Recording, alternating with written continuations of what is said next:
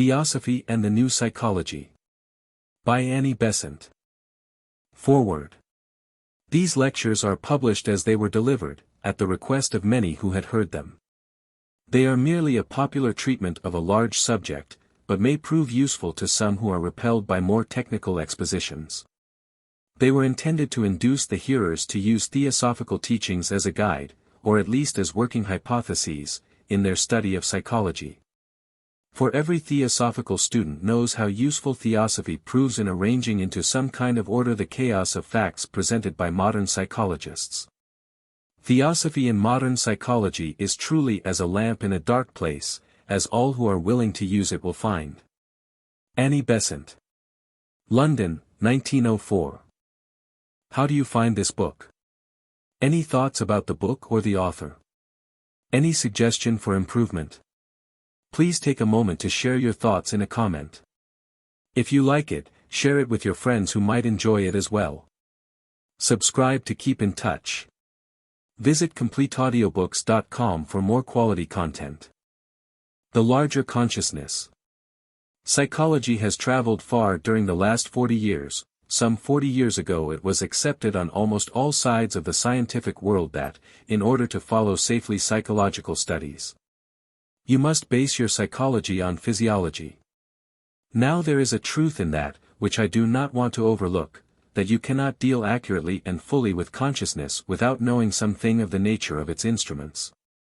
But the sense in which that famous sentence was uttered was false, if it meant that psychology grew out of physiology, that mind grew out of matter, that consciousness was the result of the mechanical arrangement of matter, and that therefore, in tracing the workings of the mind, we must start with a thorough understanding of the brain and nervous system.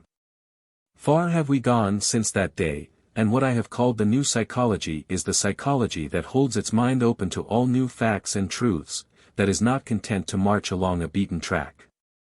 That is willing to consider facts the most abnormal, provided only they are demonstrated to the reason. Understanding that in psychology, as elsewhere, the fact which seems to be the most abnormal, which most seems to fly in the face of knowledge already acquired, is the fact that is most likely to be of value.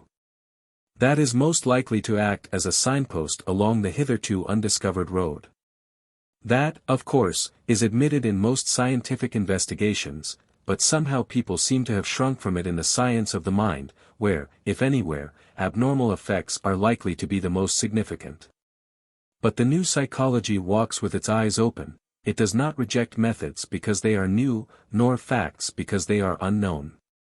Granted, it is a little inclined to rebaptize the facts, that sometimes, along the lines of the new psychology this tendency shows itself somewhat prominently, as will be seen in one of the cases to which I shall allude in a moment. Where an ancient and well-known fact has just been admitted into scientific society under a new baptismal name. For the moment, however, let me give my reason for coupling theosophy and the new psychology. Theosophy, having a theory of life and of consciousness based on a very wide and very ancient investigation of nature, is able to offer to the new psychology a theory of which it stands somewhat sadly in need. I say, a theory, because it can only be accepted as a theory, as a hypothesis, so far as the scientific world is for the moment concerned. If there is presented to that world a theory in which the facts acknowledged as true all find their places. If the theory offers a rational explanation for facts otherwise inexplicable, if it offers a rational solution for problems that otherwise remain unsolved, then it may surely be accepted as dealing with the facts, and held for the time until some better explanation and solution are forthcoming. Now the new psychology is terribly in need of a theory under which its facts can be arranged. For you must remember that the stage of hypothesis is a recognized stage in all scientific investigations. After many facts have been collected and to some extent coordinated, a generalization arises out of the coordinated facts, and our scientific teachers put forward a hypothesis based on the facts which suggest the generalization. They then make that hypothesis the basis for further experiment, finding experiment more likely to be fruitful when it starts along lines definitely determined. If the new experiments do not strengthen and confirm the hypothesis, it is thrown aside. But if it is confirmed by them, the hypothesis gradually passes into the realm of the definite and acknowledged teachings of science. I am only claiming the position of a reasonable hypothesis for that which Theosophy lays down with regard to the facts accumulated by the new psychology, but I do not mean that I hold it as a hypothesis myself. To pretend that would be to deceive you. I hold it as knowledge, not as hypothesis, but I present it to you as a hypothesis for you to re-examine and accept or reject. Now, that there is a larger consciousness in man is a fact which is being asserted by so many, which is supported by evidence so wide and multifarious, that one is almost inclined to say that the fact is beyond dispute. Some will think this is going too far, yet I doubt if you will find many amongst those who look into the experiments, who carefully weigh the testimony, who are not prepared to say that, while they cannot perhaps explain and hesitate to assert. Yet they cannot but admit that the evidence for a consciousness wider than the ordinary brain consciousness is touching on the overwhelming. Sir Oliver Lodge has put forward his belief in very clear terms. He regards it as definitely established that our consciousness is much larger than the consciousness which manifests through the brain. That outside and beyond what we know normally as consciousness there exists a great tract to which no name save the name of consciousness can rationally be given, part of ourselves, perhaps the most important part of ourselves. Inasmuch as there come whirling down from that unknown field of consciousness statements so clear and definite, commands so imperious and compelling, that they overbear the reason and mold conduct even against the logic of the human mind. That there is such a larger field of consciousness he definitely asserts, of its existence he is definitely convinced. Or if we take such statements as those in the book of the late Mr. Myers, on human personality, you are confronted there with an accumulation of facts and evidence which it is impossible lightly to put on one side. Two things especially strike us in looking at that remarkable work. 1. That the name given by Mr. Myers to this consciousness is awkward, unsuitable. One wishes sometimes that he had used a clearer name, asserting his belief in a consciousness definitely higher than the brain consciousness. And yet in reading Mr. Myers' book, I cannot believe his abstinence from such a statement was due to any mental cowardice on his part. For when I remember that he asserted the probability of the truth of obsession, of the taking possession of the body by an alien and often hostile intelligence, and when he added that this brought us back to the belief of the savage. So brave a statement seems to me to put entirely out of court the notion that he shrank from the assertion of the spirit in man from any kind of mental fear. Some reason he had for not speaking more definitely. Personally it seems to me due to mental confusion, that is, that he had a mass of facts he could not arrange, could not understand, could not explain. He could mark them off as dreams, as genius, as phantasms, and so on, but he had no theory which made them fall into a coherent and sequential view of human consciousness. Over and over again, in reading the book, I found myself saying, oh! If Mr. Myers had only taken the opportunity he once had, and had become a theosophist. You will say, yes, because you yourself are a theosophist. Perhaps so. None the less. I find that when one reads that book in the light of Theosophy, one can answer every question that he could not answer, and show the explanation of facts which left him absolutely bewildered. This confusion falls into order when the theosophical theory is accepted, even if only temporarily, as a hypothesis. And if he had arranged his facts into an order based upon that, he would not have confounded the madman and the genius, the lumber room and the source of human inspiration. That is one of the points I hope to deal with in the forthcoming lectures. And another point I must mention is that Mr. Myers left out the very strongest part of his case, that which comes from the study of the religions of the world, and the testimony of mystics of every faith. Why?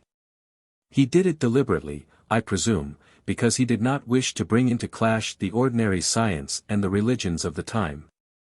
Because he feared lest science would listen less attentively if he went into the dangerous regions of the mystic and the visionary. But in shrinking from these facts, he left the study of human consciousness incomplete.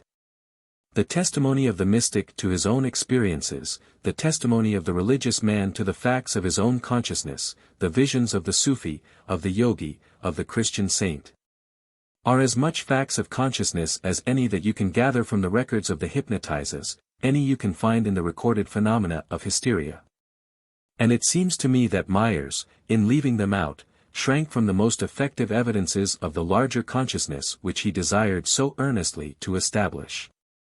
For, as a matter of fact, it is in those facts of consciousness that the highest reaches of the human consciousness are to be seen, as James has quite truly recognized.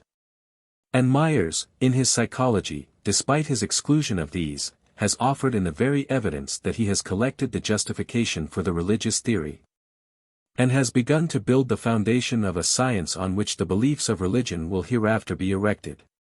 Turn from his book to the evidence for the larger self. I will take first in order, what we call premonitions and intuitions, because they are so widely spread.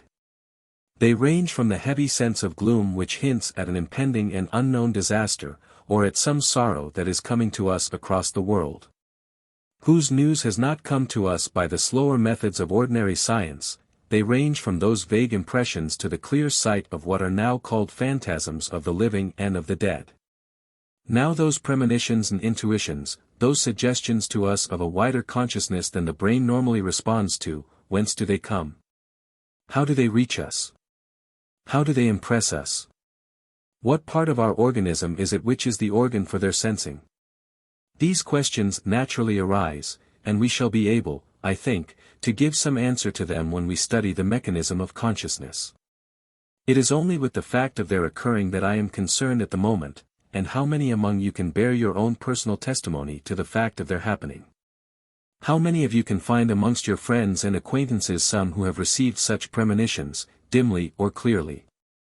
An ever-increasing amount of testimony to them comes forward, as they are regarded with less and less ridicule by educated and cultured people. We have, then, in the very first rank of our witnesses these presentiments, these intuitions of the distant. Then we come to the mass of evidence roughly included under the name of trance. That is to say, artificially induced and generally very deep sleep. These are so familiar to most of you that I need only remind you of their transcendent importance as establishing a wider consciousness than that which speaks through the senses, the intelligence, and the emotions. Exaltation of the senses is one of the most marked characteristics of the hypnotic trance, and that leads to a particular case which I mention because having happened only lately. It is probably less familiar than those recorded in books on hypnotic research. For a long time people have talked of clairvoyance, and everyone knows it is a dangerous word to use in the hearing of the scientific man. It at once suggests all kinds of fraud. Only if you can bring in the word with a suggestion of X-rays you may go a little further. But now there has come a new title from the lips of a scientific man, who has the right to baptize it. He has found some of his nervous patients endowed with auto-introspection in the physical sense, a literal looking into one's own body. And some of these people have been able to look very definitely into their own bodies, and, in one remarkable case of a disorder which is very popular at the present time, the patient not only described the disease, but stated exactly how it was caused, and described a little bit of bone which got into the passage where no bone should be. Afterwards the bone was removed with the most respectable scientific forceps, and no one could doubt the materiality of the proof. But it would not do to say it was clairvoyance, so it is now called internal autoscopy. It does not matter at all that in the first 30 years of the 19th century these facts were observed over and over again, and that some doctors were even driven out of the medical profession for asserting these facts. They were branded as deceived or deceivers, but now the phenomena may be safely observed under the shield of autoscopy. Now the foregoing is a case of exaltation of the senses. I use the word exaltation deliberately. It means that the senses are stimulated to a greater keenness of perception. Exaltation of the intelligence, exaltation of the emotions, these are other steps along the same line, bearing testimony to a larger consciousness. Exaltation of the intelligence is one of the commonest things that happen in the hypnotic trance, and speaking the other day to a famous Parisian hypnotizer, the Colonel de Roches, he told me that he had succeeded in pressing the memory of some of his subjects back into infancy in the most literal sense of the term. That the memory had been pressed back to the birth of the child. He was in search of certain facts. In search of memory of previous lives, and he is working back and back along the present, across the birth gateway, across the intermediate life, across the death gateway on the other side, back to a previous state of existence in this world. He has found a greater increase of the power of memory than had been before observed, but that is already so definitely established that it is hardly necessary to dwell upon it now save as marking that it has been pushed further back than before.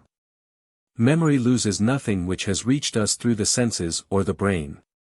Exaltation of the intelligence carried to a further point would be genius. Press the exaltation further, make it self-stimulated, instead of stimulated from without. Make it a simple heightening of the consciousness without loss of consciousness, instead of a heightening of consciousness with loss of consciousness of trance, and you have the beginning of genius. One of the most striking testimonies to the existence of a larger consciousness. Then you have the exaltation of the emotions, which finds its place sometimes in sudden acts of heroic courage, of marvelous self-sacrifice, stimulated the man knows not whence.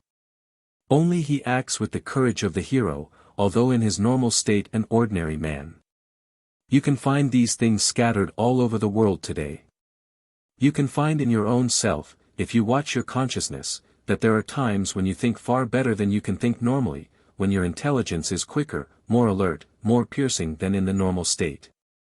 And although you may not touch the heights of genius, in that mere heightening of your normal consciousness, there is testimony of something larger in yourself than that which is normally at work through the brain.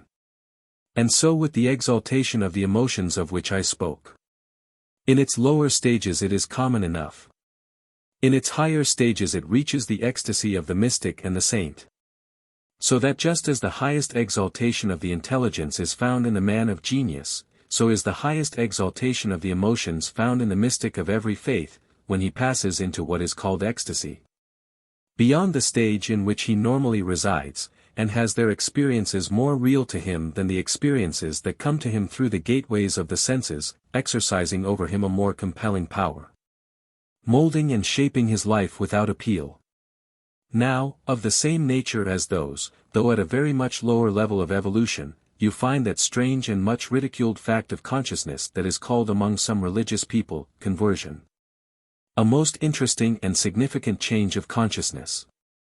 Granted, much exaggeration often goes with it, granted, it is sometimes only a passing phase, and the man falls back from the exaltation of conversion into the ordinary mud of his previous evil life. Nevertheless, the subsequent fall does not alter the fact of the temporary elevation. And when, side by side with that, you remark, in reading the records of conversions, that it is only a minority who fall back into the mud, and the majority whose whole lives are changed by that marvelous experience. Then, unless you are hopelessly prejudiced with that most bigoted prejudice of all, the prejudice of the narrow-minded scientific man, you will recognize there also testimony to a larger consciousness. And this conversion comes in a strange way sometimes. While in India I had a letter from an English missionary. He was a man whom I had met in the days when I was a free thinker. He had been one of those I had met in a secular society in Manchester. He had taken part in the work of that society whilst I myself was in the secular movement, and because of that he wrote me, and he gave me a record of a strange experience through which he had passed. Traveling in America, he had occasion to pass through that state, wonderful for scenery and marvelous natural phenomena, Colorado. Staying there for a short time, seeing the marvels of nature on every side, his sense of beauty stimulated to a very high degree, his sense of wonder at the power of nature so marvelously displayed around him stimulated also, suddenly. Without a moment's warning, there came an opening of the whole of his consciousness, a sudden rush, as it were, or illumination, what he called a sudden revelation of God. And who shall dare to say that the life supreme, which breathes in every atom of the universe which is but his thought, did not reveal himself to that spirit which is kin to himself? And through the marvels of external nature touched a mind and heart which were closed to the ordinary promptings of religion? This at least remained out of that marvelous experience, that it turned him into a religious man. He could not deny the fact that he himself had experienced He could not deny the breaking down of all the barriers of the ordinary consciousness, of the inflow of a life higher and more compelling. And although it be true that, as was natural from the line of his previous thought and education, the illumination by the eternal spirit of the spirit encased in flesh led him on into a somewhat narrow path of a crude form of Christian belief. What matters that, provided the eternal spoke to the eternal, and the God without in nature manifested himself to the God within in man? So that I suggest to you, as a line of very interesting study, these facts of conversion. And I rejoice to see the stress Professor James laid upon them, in his work on the varieties of religious experience. For it gives them their right place in the new psychology as facts in human consciousness. And this is at least to be remembered, that the records of the history of the world show the most marvelous results from the actions of those who trace them all to what they call conversion, justifying that saying of Lord Rosebery, that the mystic who is also a man of the world and of intelligence is the most powerful person it is possible to find in human life. Absolutely true. For let the higher consciousness play upon a capable brain, a strong heart, a sound nervous system, and you have a union which nothing on earth is able to conquer, a force which nothing on earth is able to shake. And then you may follow along these ever-converging lines of study into the strange land of dreams, worthy of most careful consideration. For dreams deserve to be analyzed, to be sorted out, to be ascribed to the various parts of the human consciousness from which they take their rise. So that place may be found alike for the mere jumble of rubbish due to some physical brain disturbance and for the dream which opens up a new world of consciousness, or which supplies gaps in the knowledge of the waking consciousness, which enables the intelligence to pursue its studies with a surer foot, and with a keener insight. So that from all these different lines there comes the testimony of a larger consciousness in man. Now what is that consciousness? Deliberately I have simply called it here a larger consciousness, because I would not, as it were, commit any one of us, hearers or speaker, to a theory to start with. These varying lines along which facts may be studied force us into the admission that there is more of us than works through the human brain. What is the more? There are two chief views put forward. One I suppose would be called, if we must label it, the scientific, the other, the religious. I do not want to put these two words against each other as though they were still in conflict, for although in the Western world the history of religion in the past has been a conflict between religion and science, the most modern science of today is again becoming the handmaid and helper of religion, and that cooperation between the two will, I believe, persist until all human consciousness is illuminated by the light that comes from observation and the light that comes from the Spirit. The first view is the one which regards the unfolding consciousness of man as gradually evolving throughout the growth not only of humanity but of the kingdoms that lie below humanity in evolution. According to some, the increase of perfection of the organism leading to an increase in the manifestation of the consciousness, to growth of the consciousness. According to a growing scientific school, the exercise of the consciousness leading to an improvement in the mechanism whereby consciousness is expressed. When you come to ask on this view, what is the larger consciousness? You will find yourself somewhat puzzled how to explain it. What we may call, for the moment, the subconscious, that is intelligible enough according to this first view, as we shall see hereafter. For we can readily understand that along the long line of evolution, there will be countless cases in which consciousness worked to a definite purpose, then found that that purpose could be accomplished without giving to it its whole attention. Then followed a gradual withdrawal of attention as the habit of the action became more and more woven into the organism, until at last the consciousness was able to leave to the automatism of the organism all that class of acts which at one time it was compelled to superintend and direct. It is easy to see that, behind us on that evolution, there must be remnants of promptings of every kind, remnants of the promptings of the animal, of the savage, of the partly civilized man. All worked more or less into the very material of the bodies in which we live, by physical heredity. So that you may have there a vast mass of promptings coming from the evolution that lies behind us, which has fallen below the horizon of consciousness into the subconscious self. But it is difficult along this line to explain genius. For although it may be argued that you would find in the highly complicated organism with which genius is connected greater variability than in a simpler organism. Although you might argue that there will be occasional variations, forward-reaching, as we find them all through nature. Although you may admit those so-called accidental variations, remembering however, that accidental means ignorance on our part, and not absence of law, yet genius is too far ahead of the normal evolution to be explained in that way.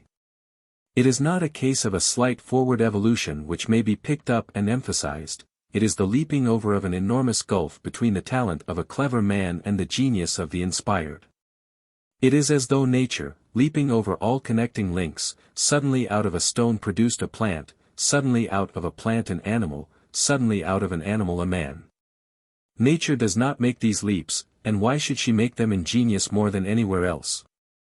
Accidental variation is not sufficient to explain the transcendency of genius.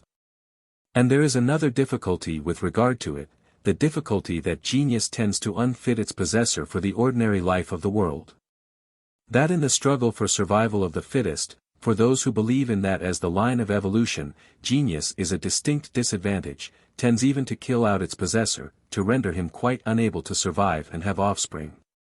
And this outside the fact that genius is mostly sterile, outside the fact that as the intelligence of the nervous system increases the fecundity of productiveness lessens. Outside all these facts, and the possibility of the transmission of mental and moral qualities at all, let us face this fatal fact, that genius makes its possessor unfit for the struggle of the normal world. It is marked in melancholy letters over the page of history. It comes out to us in all the irregularities of genius, the result of a larger consciousness battling with a world it does not understand, the result of forces it is unable to control when those forces are thrown down into the physical plane. It comes out as increased vitality along many channels, and not necessarily along lines which can be controlled by the will and intelligence. Those are points that need careful investigation, before you accept the view that consciousness is evolving only from below. The other view is of a very different nature, telling us of a supernal entity, a living spirit, a portion of myself, it is called in a great scripture, a divine fragment, a part of the universal life. Gathering around itself veils of matter that it may come into touch with the many planes or worlds of our system. A spiritual germ, we may call it, planted in the soil of matter. I care not whether you call all matter physical and divide it off by differences of density, or whether you take the ancient and more accurate view that matter rises in an ascending scale. Marked off by the difference of subtlety of the atoms that compose that matter, through all the subtler and ever subtler worlds of being.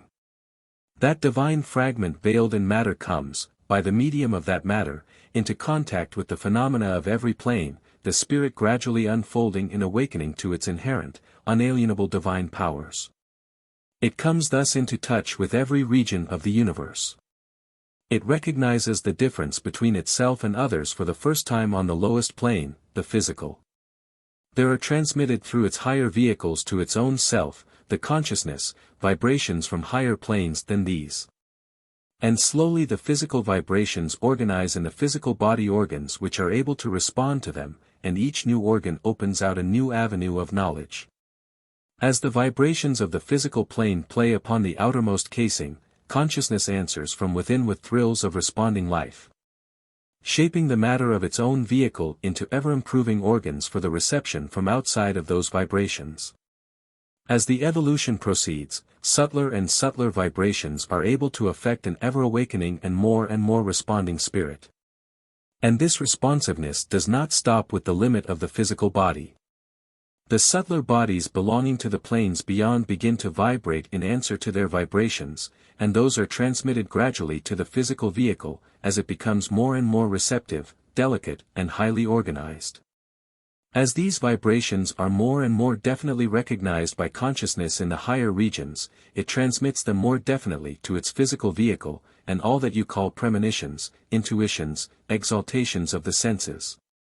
Of the intelligence, of emotion, the visions of the mystic and saint, the clear vision of the yogi and of the trained occultist, all that you get in the variety of dreams, all that you get in genius.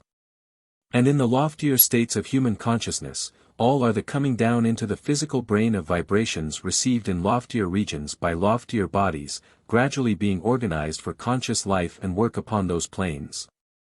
While we are still half-evolved, the recognition of these is confused, but they are never to be confounded with the promptings that come from the evolution of the Pa. They are the promise of the future, not the relics of the past. They are the struggles of the eternal spirit within us to make his vehicles answer to his changes in consciousness. Genius is but the momentary grasping of the brain by that larger consciousness, forcing it into an insight, a strength of grip and a width of outlook that causes its noble reach. It is the putting down more of the larger consciousness into an organism capable of vibrating in answer to its thrills. So that we may now drop the word larger consciousness and take a truer title. This larger consciousness is our real self. This larger consciousness is the real man, who is not the bodily garments that he wears. And all things that we see around us that we recognize as hints of a larger consciousness, these are the whisperings, scarce articulate as yet, but with all the promise of the future, that come from the land of our birth. From the world to which in truth we belong. They are the voice of the higher self who is truly the larger, they are the voice of the living spirit, unborn, undying, ancient, perpetual and constant, they are the voice of the inner God, speaking in the body of man. The mechanism of consciousness. In the last lecture we followed certain lines of thought which converged on the idea that the consciousness of man was very much larger than the consciousness that expresses itself through the nervous system and the brain. There were 3 other lines which I did not mention, and which I will mention now before going on to our special subject, the mechanism of consciousness. The first of those is the fixed idea, a most suggestive subject for study, for the fixed idea is an idea that takes possession of the whole man, that forces him along its own line whether he wishes to go or not. Which entirely submerges the ordinary consciousness, overbears the reason, and subjugates the man's wishes and logic, in spite of everything driving him along the road it is determined he should go. Fixed ideas divide themselves into 2 classes. One class is called madness. You continually find persons who are called insane dominated by fixed ideas, by some idea outside all reason, all argument, an idea which overbears all appeal, all rationality. And when such an idea is found to dominate the consciousness and conduct, the person is called insane. On the other hand, there is another type, some people might say it was a subtle form of insanity, but if so insanity is very beneficial to the world at large, it is the kind of fixed idea that makes the martyr, the saint, and the hero. An idea that dominates all the ordinary attractions of life, in face of which nothing can make an effective appeal, nothing can turn aside the man's steps from the path along which he is going. These are also fixed ideas, and we find them in the very noblest children of the race. Such ideas need explanation. We need to understand wherein they differ from the fixed ideas which we regard as madness, otherwise we shall be inclined to slip into the school of Lombroso, which declares all genius to be madness, and regards the great teachers of the world, Christ, Buddha, and so on, as what are called neuropaths. That is at once so terrible and so absurd, that it will be well if we can distinguish between the fixed idea of the madman and the fixed idea of the hero and saint. Along that line will go some of the study of the larger consciousness. Then comes the line of dreams, and, lastly, the line along which many people are inclined to go today, the line of telepathy, the communication of mind without so-called material or rather physical means of communication. These 3 lines we must add to those I gave in the last lecture. All these are necessarily connected with the larger consciousness, and find their only rightful explanation when that larger consciousness is understood. Now, I have called our special subject for tonight, the mechanism of consciousness. You remember that I started last week with the phrase that it was an axiom some 40 years ago with regard to psychology, that all sane psychology must be founded on physiology. Now that is false when it is made to mean that the physiological conditions produce consciousness. It is true when it is meant to mean that the physiological conditions condition the manifestations of consciousness and profoundly modify it in its manifestations on the physical plane. Therefore it is true that you do need to understand the mechanism of consciousness in order to understand the manifestations of consciousness. That you must study the mechanism in order to be able dearly to follow the means of manifestation and, what is still more important, the method whereby the improvement of the mechanism may lead to the fuller manifestation of the consciousness. For just as you might study a pipe through which water was to flow, and you would not say the pipe produced the water, though unless the pipe were there the water would not come into the reservoir. Just as it would be a matter of importance that the pipe should not be clogged, so that the water flowing through it should not be diminished in quantity. So it is important that the mechanism whereby consciousness manifests itself shall be improved as far as possible, that it shall not clog the manifestations of consciousness, and that if clogs exist they shall be cleared away. And the circumference of the pipe shall be enlarged if enlargement be possible. To do that, we must understand the mechanism of consciousness. In the study of that mechanism the first question that arises is man, by the mechanism of his consciousness, related to more worlds than one? And it is rather interesting that some of the earliest thought here joins hands with the latest, that the old rishis of India are in line with Mr. F. W. Myers. They do not use the same words, but they make the same assertion. It is a commonplace in all the ancient Hindu teachings that man belongs not to one world but to three. Each of these three worlds, it is said, must be studied, and man, by the mechanism of his consciousness, is related to each of the three. Truly, there are higher worlds still, but those are effectively connected only with the man becomes superhuman. Through the normal human evolution, it is said, every man is in touch with three worlds. So also you find something of the same idea running through Christian teaching. We read of a physical world in which man is living, of a heavenly world towards which he is going, and of an intermediate world called by the Roman Catholic purgatory, by some others paradise. In theosophical literature you read about the three planes with which man is constantly connected, the physical, astral, and mental, corresponding with the physical body, the astral body, and the mental body. And you read in the last work of Mr. Myers of three environments, a phrase which is more scientific and technical, but covers the same idea, the physical, the ethereal, and the metatherial, using the prefix met in the ordinary sense of above or beyond. And that metatherial environment is, Mr. Myers says, what is called in religion the spiritual world. So we find in the most modern thought the assertion of a triple world with which man is connected, although the third is ill-defined. There now comes in a question which seems to me to belong only to the modern world. The ordinary Christian who talks to you today will tell you that you go out of this world into the higher worlds by death, not that you are in them now, but that you will pass into them at death. So that death is made the process of passing from one world into another. That view is almost, if not quite, peculiar to modern Christendom. No such thought is found in the older religions. In those religions you find that man is said to be living in the three worlds now, and in the latest view of Mr. Myers, you find that he is living in the three worlds now, and the new psychology demands that, in order to give a rational explanation of the problems which confront it. And I venture to suggest that if you would take the idea that man is always living in the three worlds now, into Christian teaching, that idea would throw a flood of light upon some of Christ's teachings which otherwise remain obscure. You remember how, when speaking of the kingdom of heaven, he presses the fact that it does not come by observation, that it is not here nor there, and cannot be found by change of place. The kingdom of heaven is within you, is his mystic phrase, pointing to a profound and spiritual truth. And so again you will find the phrase that, in heaven the angels of the little ones do always behold the face of the Father.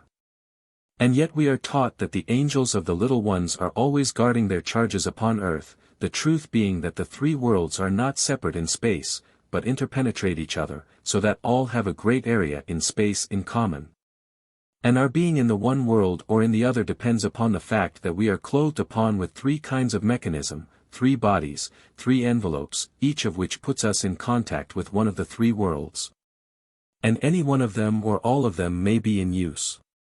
It is not that at death we find another body, it is only that the physical body is struck away, and we are left in the other two bodies in which we are living, thinking, and feeling now. Death is simply the striking away of the physical envelope, and the only difference it makes to the man is that he cannot, after death, come directly into touch with the physical world, having lost his medium of communication, the physical body. Now if that thought spread among us, it would sweep away for one thing very much of the fear of death, for we should not feel ourselves going into a new and strange world, but only find ourselves becoming fully conscious of a world of which we have sometimes been dimly conscious here. Moreover, it would give to religious teaching a far profounder meaning and a far deeper reality. For in truth, whenever remorse burns in the human consciousness, the man is feeling the fires of purgatory, which do not wait for their purifying action until after the physical body is dropped. And whenever, amid the turmoil and trial of the world, you find a sense of peace, of joy, of serenity, it is because the blessed breezes of heaven are breathing upon your fevered brow, and telling you that heaven is around you. And that only the density of your material envelope shuts you out from your birthplace, from your real home. That is the view of our world with which I start in dealing with the mechanism of consciousness.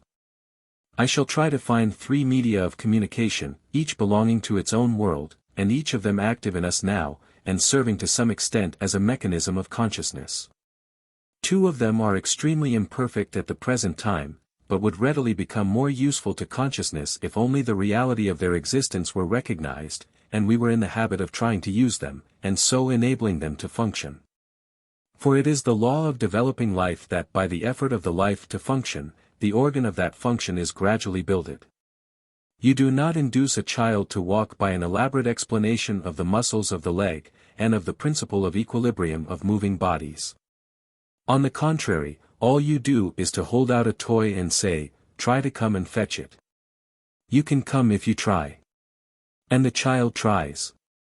He knows nothing about his muscles, but he makes the effort to move, and the life gradually takes control of its mechanism and the child walks, because the life demands movement and nature has supplied the mechanism. Now it is the same with the mechanism of consciousness, of which you know so little because you do not use it. Try to use it, and it will gradually come under your control and serve you as the baby's body quickly serves the demands of the expanding life. The effort of the life to know will make the mechanism of consciousness ready to be used by the mind. Now what is the mechanism? I am going to take it coming down, not going up, because coming down is our natural course. We do not begin here and climb up. We are born above and we come down, an important fact. Earth is not our home, but only a foreign country into which we come from time to time for certain purposes of the spirit. We live in our native land for the greater part of our existence, and the mere fact that we happen to be together in this foreign country just now by no means makes it the most important, or the one in which our true life is rooted. So I will begin above, and trace the man coming down to rebirth. Now when he is starting on his downward journey to take again a physical body, he is a living spirit, not wearing any of that mechanism of consciousness with which we are mostly concerned, but clothed in what is technically called the causal body, the body of causes, that name being given because in that body every experience is stored up. Because there resides the memory of the spirit, there resides everything which, during his experiences in the lower planes, he has gradually accumulated. In that spiritual body resides the spiritual memory, and that includes the whole of his almost illimitable past, a past that only finds its beginning in the eternal being of God himself. Starting, then, as a spirit, man clothes himself in mental matter, the matter whereby he shall think during his life in the lower worlds. He clothes himself with the matter of the heavenly or mental plane. Now how is that matter selected? By a fragment of that mental matter which has been in connection with the human spirit through the whole of his long journeyings, the permanent particle, we call it in our theosophical nomenclature. And those who have studied what has been said of the permanent atom, will know the immense part it plays in the evolution of the bodies, in the mechanism of consciousness. And will see how that teaching endorses the scientific teaching of Weissman, and gives us a true continuity of matter side by side with a continuity of enduring life, of spirit. I have not time now to give an elaborate explanation of the permanent atom one.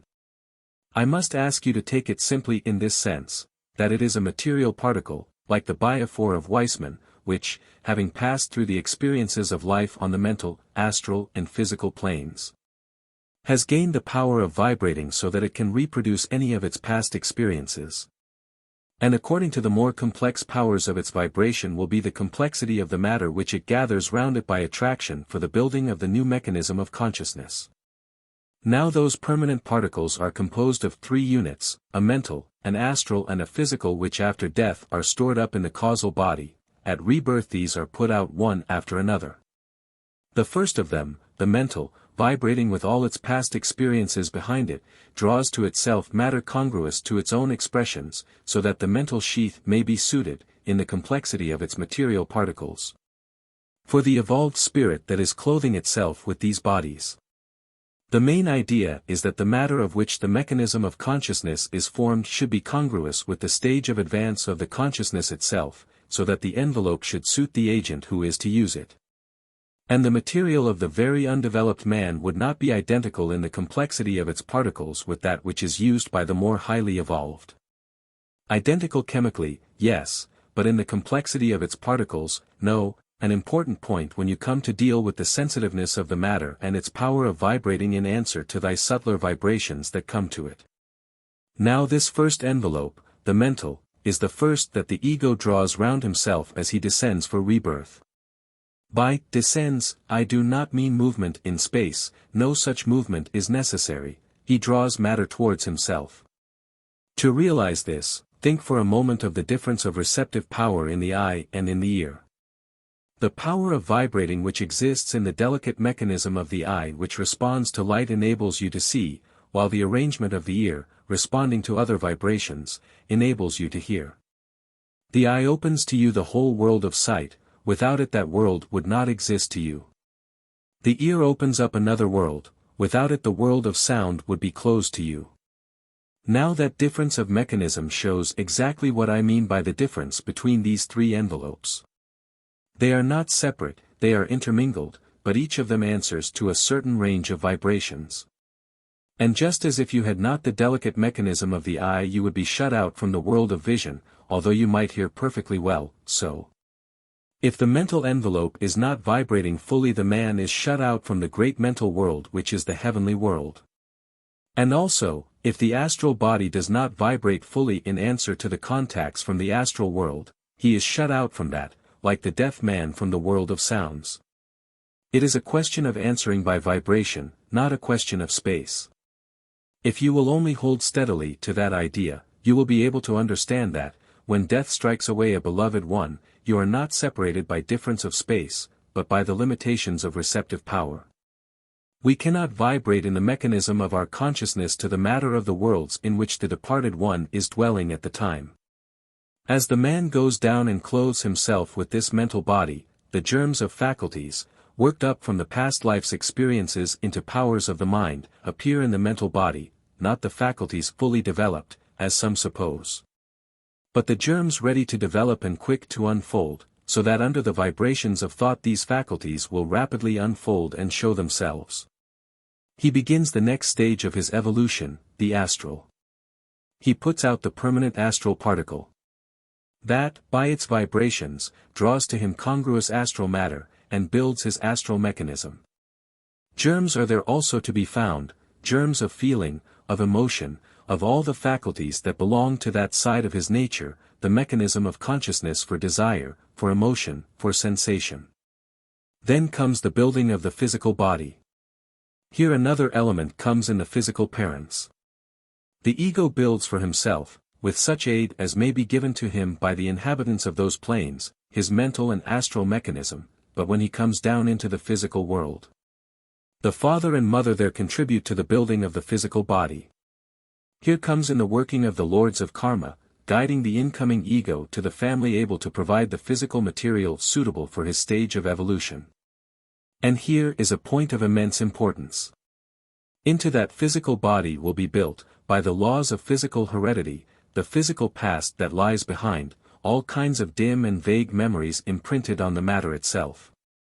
Far-off remnants worked into the physical body of savage experiences in semi-civilized lives, dreamlike memories of that long past wrought into the very substances of the physical mechanism, dim, strange gropings and intuitions that belong to the long line of physical ancestry brought into touch with the new body, whereinto they are worked from the fabrics of the bodies of the past. By that law of physical continuity contributing their quota to the mechanism of the physical consciousness. So that you have working on the nervous system in man innumerable influences from the physical past, which will have much to say as to the conditioning of his consciousness. And contribute many an unintelligible fragment to the whole of the physical consciousness as it appears too.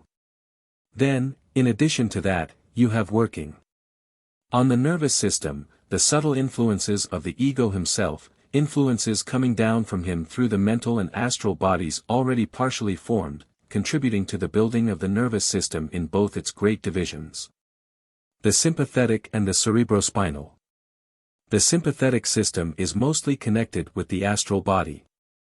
There are lines of communication with the astral body, many, and subtle, and potent, and during the building of that sympathetic system currents of force have been poured down, helping and guiding to a large extent the building, so that the ego, with his already developed emotional faculties, has much to do with the building of that system with which the emotions are so closely connected.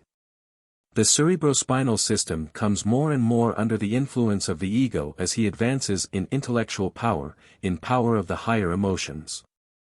For as the ages go on and the intellect is developed, more of his direct influence pours onto the cerebrospinal, and less directly onto the sympathetic system.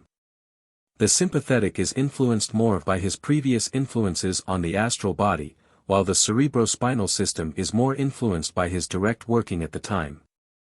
Thus are these systems builded up for his purposes in his physical life. And after birth the same influences persist. Similarly, as he broods over and interpenetrates his physical vehicle, he works continually on these two great systems that are his peculiar mechanism of consciousness in the physical world. During the course of his long evolution he at one time had only the sympathetic system to work with, no other could he find in order to impress himself on his physical vehicle. Gradually, as he advanced, that fell more and more into the background, and the cerebrospinal developed.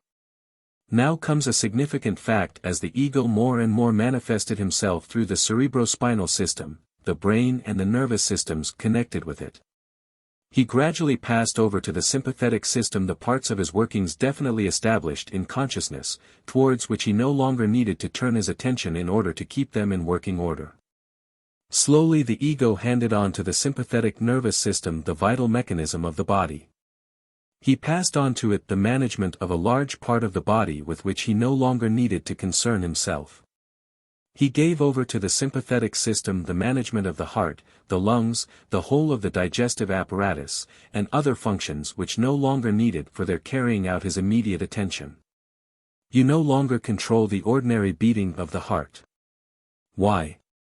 Because the ego has banded that over to the sympathetic system.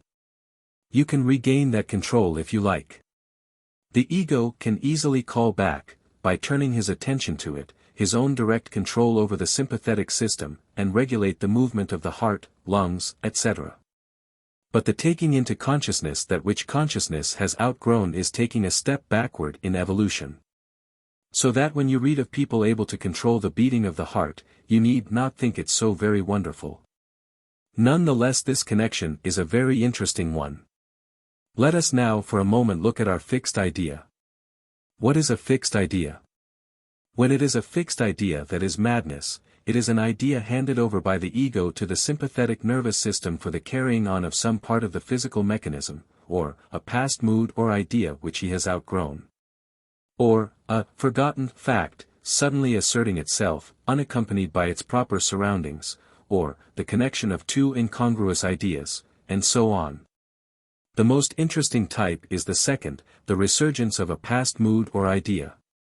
It has left its trace on the sympathetic system, and has become what is now called subconscious. Now, there are countless ideas of that sort with which the ego has had to do in his past, and which he has not entirely thrown out of the mechanism of his consciousness. They have lingered in that mechanism although he has gone beyond them. They still have parts of that mechanism that vibrate in answer to them, and so long as any part of that mechanism responds, so long that idea may emerge over the horizon of consciousness. And when it comes up, as it does, without reason, without rationality, with the rush and surge and passionate strength of the past, it overbears the subtler mechanism that the ego has evolved for his higher purposes. For you must remember that those early manifestations which we have outgrown are ideas stronger on the physical plane than those we call the ordinary mental ones, because their corresponding vibrations being coarser, slower, produce more result from the denser matter. It is far easier to affect the physical body by the surge of a barbaric emotion than by the subtle reasoning of a philosopher. All those manifestations of the lower nature are stronger than those of the higher on the physical plane, by virtue of the length of their past. The mechanism was formed under them and is accustomed to vibrate in answer to them, and that which is building is yet scarcely ready for the higher manifestations, and is often thrown off its balance when the rush comes from below. Take it, then, for the moment, that the fixed idea of the madman is generally an idea that has left its trace on the sympathetic system, and that, during some disturbance or weakening of the cerebrospinal system, is able to assert itself in consciousness. It arises from below. But the fixed idea of the saint or martyr is a very different thing. That comes down from the ego himself, striving to impress upon the physical brain his own loftier emotion, his own wider knowledge. The ego, who can see further on the higher planes than he can in the physical encasement, tries to impress upon that physical encasement his own will, his own desire for the higher and nobler. It comes with all-dominating power. It cannot approve itself to the reason, for the brain is not yet ready to reason on those lines of higher knowledge and of deeper vision and intuition, but it comes down with the force of the ego on a body prepared for it, and thus asserts itself as the dominant power, guiding the man to heroic action, to martyrdom, to saintship. You can easily understand the outer likeness of the imperious overriding of the reason, but the difference is of origin, for these fixed ideas come from above, the former from below. One of the great difficulties of the new psychology is that it lumps all abnormal happenings together in the subconscious, because it does not understand the mechanism of consciousness. And because it tries to explain impulses of the consciousness that belong to three worlds, as though the whole of them were not only conditioned by, but found their origin in, the physical mechanism belonging only to the one. So long as that limitation is upon it, so long its problems will remain unanswered.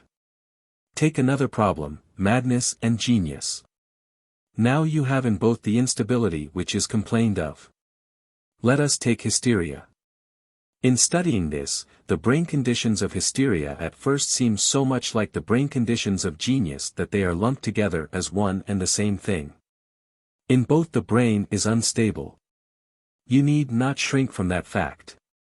But what is the instability of hysteria due to? It is due either to the violent surge upwards from the sympathetic system, or to the pressure upon an unprepared brain of the higher and subtler forces to which that brain is not able to answer without throwing itself out of gear.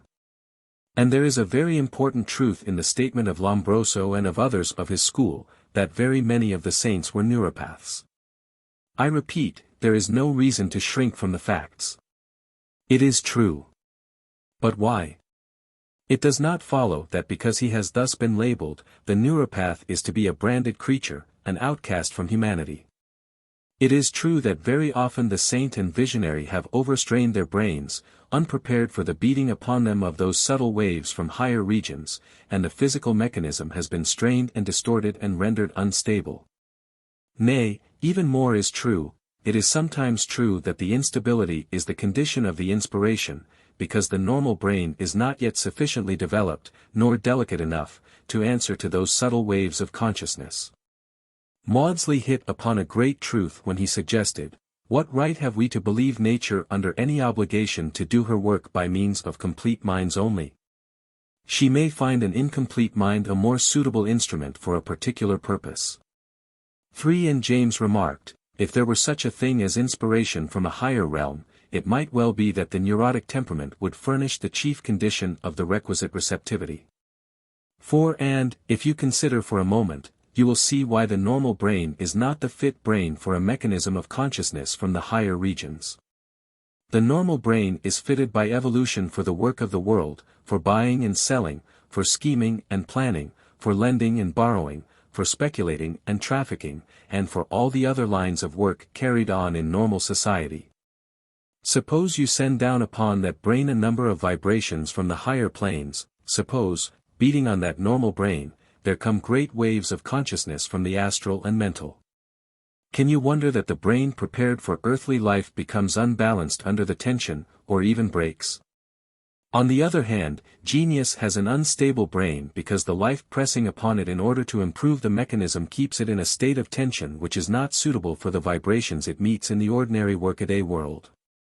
The life there is pressing upon its physical limitations, is trying to expand, and just as more life goes into the muscle by the exercises of the athlete, although he may overstrain himself, so does more life flow into the cells of the brain as the consciousness strives to expand them for the expression of the genius, and it may easily go a little too far and make that unstable structure break down under the strain.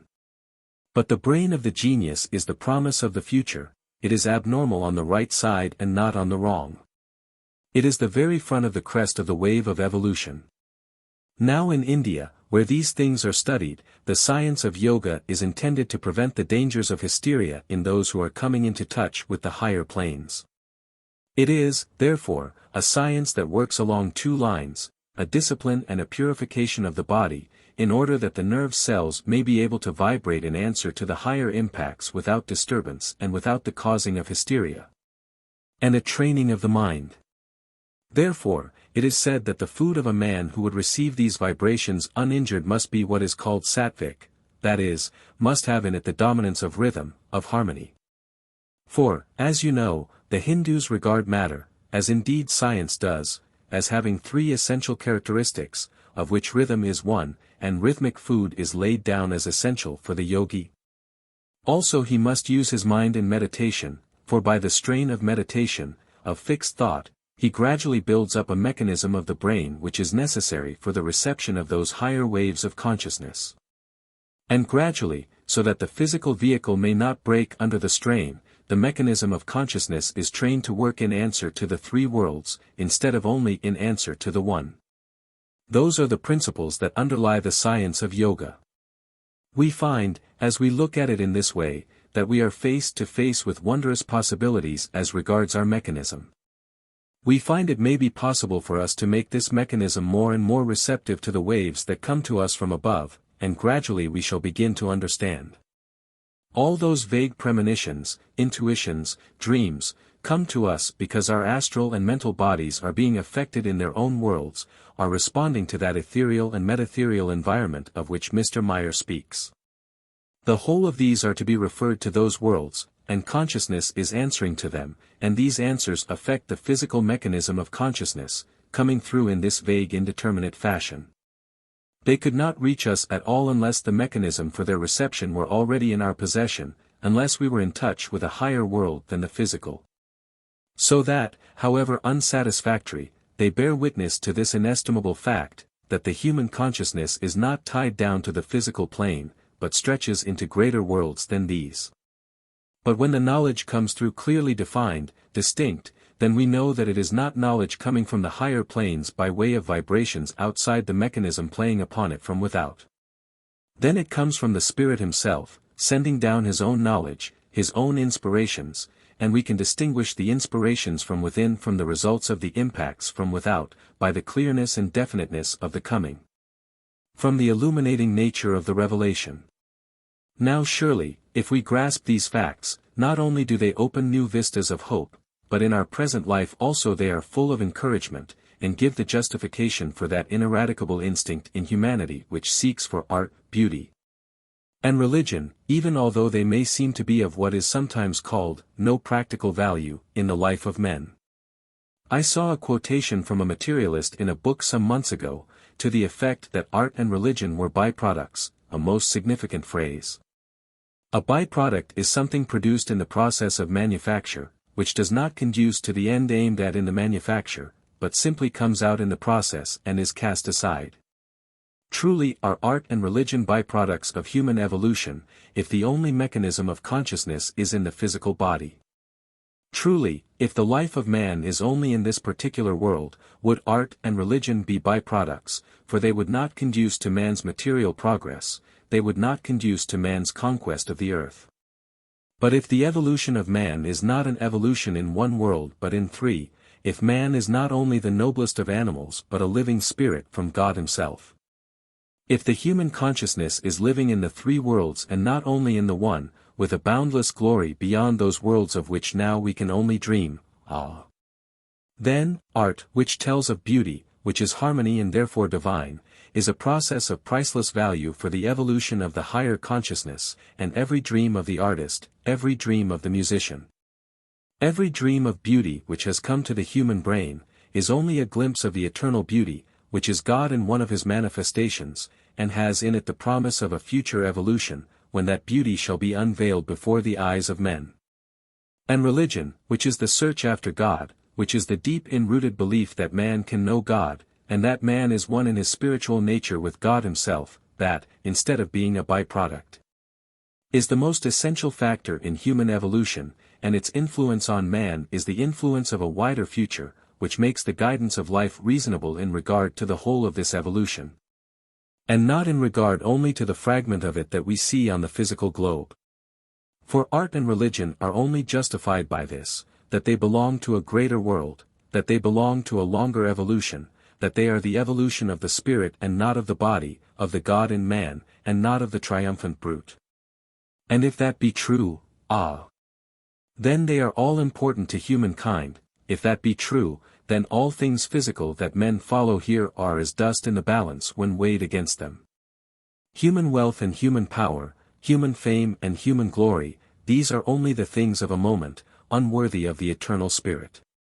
But art, which is the pursuit of beauty, and religion, which is the seeking after God, these are indeed the true ends of life, to them points our evolution, towards them our growth is tending.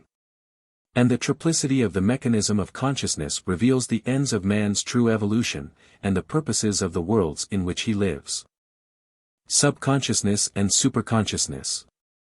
I must ask you tonight to bear in mind last Sunday's lecture, the mechanism of consciousness, so that you may be able to put into their appropriate places the phenomena with which we are this evening to deal. I have called our subject, subconsciousness and superconsciousness. I do not, of course, mean to exclude from our consideration that very important part of consciousness, in fact to most people the most important part, the waking consciousness. We shall want to understand the relation of the waking consciousness both to the subconsciousness and to the superconsciousness. The difficulty you must all have in reading such works as that of the late Mr. Myers, is the difficulty of classification, the want of some arrangement under which the facts may fall. And it is really that kind of framework that I desire to place, if possible, at your service.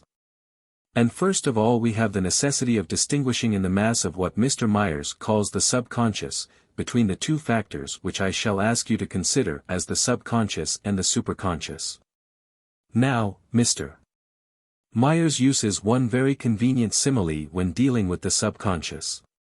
He speaks of a diaphragm, below which fall those facts of consciousness which he then calls the subconscious, just as the diaphragm divides the trunk of the body, and there is no immediate communication between the two halves thus divided, save the alimentary canal. So he tries, as it were, to put a diaphragm across the facts of consciousness. All that is below it is the subconscious, all that is above it is the waking consciousness. Now we can utilize that figure, if you please. But then I shall want to have two diaphragms, one such as Mr. Myers has, below which consciousness falling shall be called subconscious, and another above the ordinary waking consciousness, so that anything which is above that second diaphragm may be called the superconscious. I think we shall be able to distinguish clearly between the one and the other. We shall be able to find and to identify the part of the mechanism through which the subconscious and superconscious arrive in the waking consciousness. And although we shall find, especially on one point, that there will be a little doubt as to how we shall classify one set of facts, still, speaking generally, the classification will serve us well enough. Now, when we speak of the waking consciousness, what do we mean? And what is it that limits that waking consciousness? Why does some part of what we call our consciousness escape us, whether it sink below or whether it soar above? What we call the waking consciousness is that which we find normally in or through the brain. I ought, perhaps, to say, the center of waking consciousness, for that place is not always the brain. If we go back into the waking consciousness of very slightly developed creatures, we go farther back than the time when the brain appeared, and then the principal ganglion of the nervous system would act as the mechanism of the waking consciousness. But for us today the brain is that through which the waking consciousness plays. I do not say that nothing more comes through it, but that which we find normally in the brain, and of which we are aware, we shall call the waking consciousness. And when we notice it, we find it is made up of percepts and concepts derived from the outer world primarily, and then manipulated by the brain, manipulated by our thought using the brain as its instrument. This will be our general definition of what constitutes the waking consciousness. You must not forget to add to that which is derived from the outer world, the results of the working on that by the brain, for that is of enormous importance. And if it be left out, the contents of the waking consciousness may be too narrowly defined. Nor must we forget that, according to the development of consciousness, there will be a greater or less working manipulation of that which comes into consciousness from the outer world. The faculties which we possess, that we have brought with us out of our past, which we have largely developed in our life between death and birth, these work upon the materials coming from the outside world. And work upon them to very different extents. According to the development of these faculties will be the power of perception of the outer world. There is a very different power of perception between, say, the artist and the plowman. The same things may present themselves to each, but the power of perceiving what is presented will depend upon the evolution of the faculties.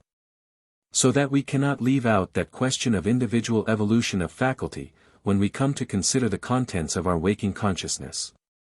The contents of the waking consciousness will be clear-cut and defined. That is a characteristic of thought working in and through the brain. Where the brain is concerned, the outlines of the thought can be readily seen and grasped. And it would appear that one of the reasons of this coming down of consciousness into lower planes is this obtaining of clear-cut ideas about the universe. For it is a very marked fact, in studying the evolution of consciousness, that the clearness begins on the lowest plane, the clearness of the higher planes being gradually added. And it is necessary that consciousness shall pass through the physical plane in order that it may definitely grasp and understand.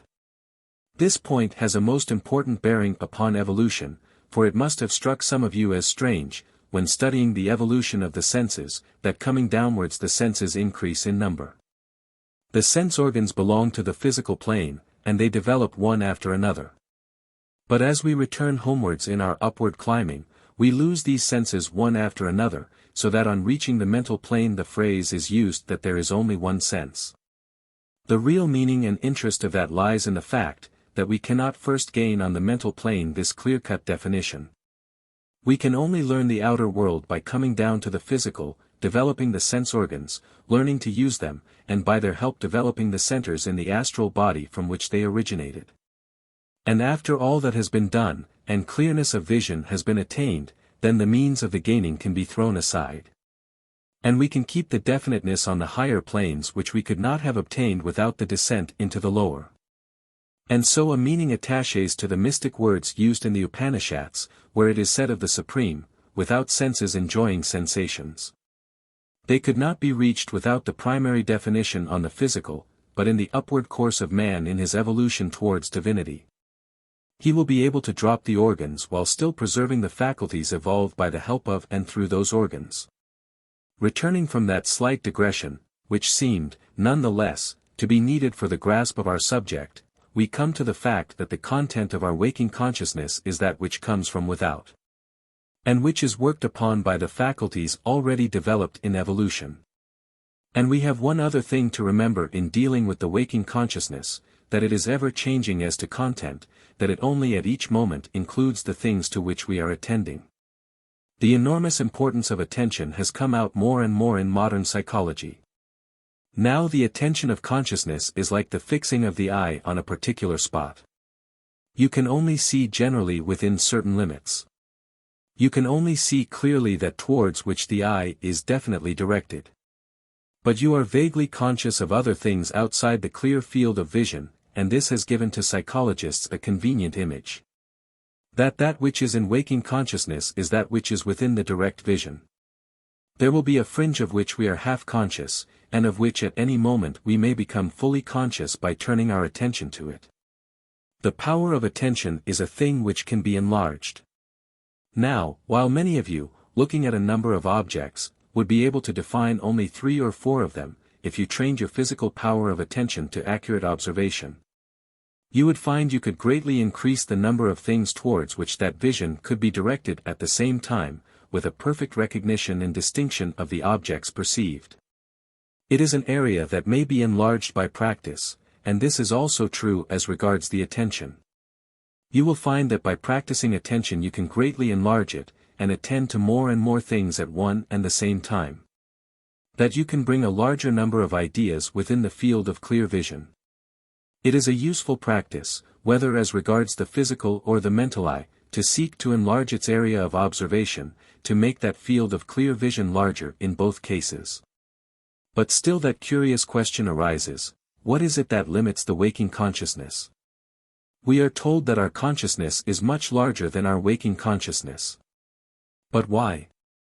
Why should we not be able to bring into waking consciousness everything of which we are conscious anywhere? There are 2 points which we must understand in this relation. The first of them is rather analogous to the vibration of the eye. We cannot see below the red nor above the violet, although vision is possible beyond these limits, the ant normally seeing by means of vibrations for which we are blind. And there is something of the same kind with regard to the brain through which our consciousness is focused. It can only answer to vibrations which fall within a certain range. In the first place, its power of vibrating depends on the material of which it is composed. Let me recall for a moment what is called the permanent atom. Remember that the atoms you draw to yourself, all the molecules made up of atoms, are conditioned by the amount of development and the power of vibration in your own permanent atom, that which has passed with you through the ages. The magnet on each plane whereby you attract round yourself your new body for your use. According to the experience stored up in the permanent atom will be the nature of the material that we draw to ourselves, so that there you have a very definite limitation. You are limited, moreover, by your past experiences, and the record of those, preserved in these permanent atoms, will exercise a limiting power over your waking consciousness. You cannot bring within it more than is permitted by those stored-up powers of vibration which govern the matter which you draw around you, the permanent atom exercising the selective action of which I spoke last week. But that is not all. Another point is the absolute constitution of that atom, as regards the number of spiral strands which are active in it, according to our stage of evolution.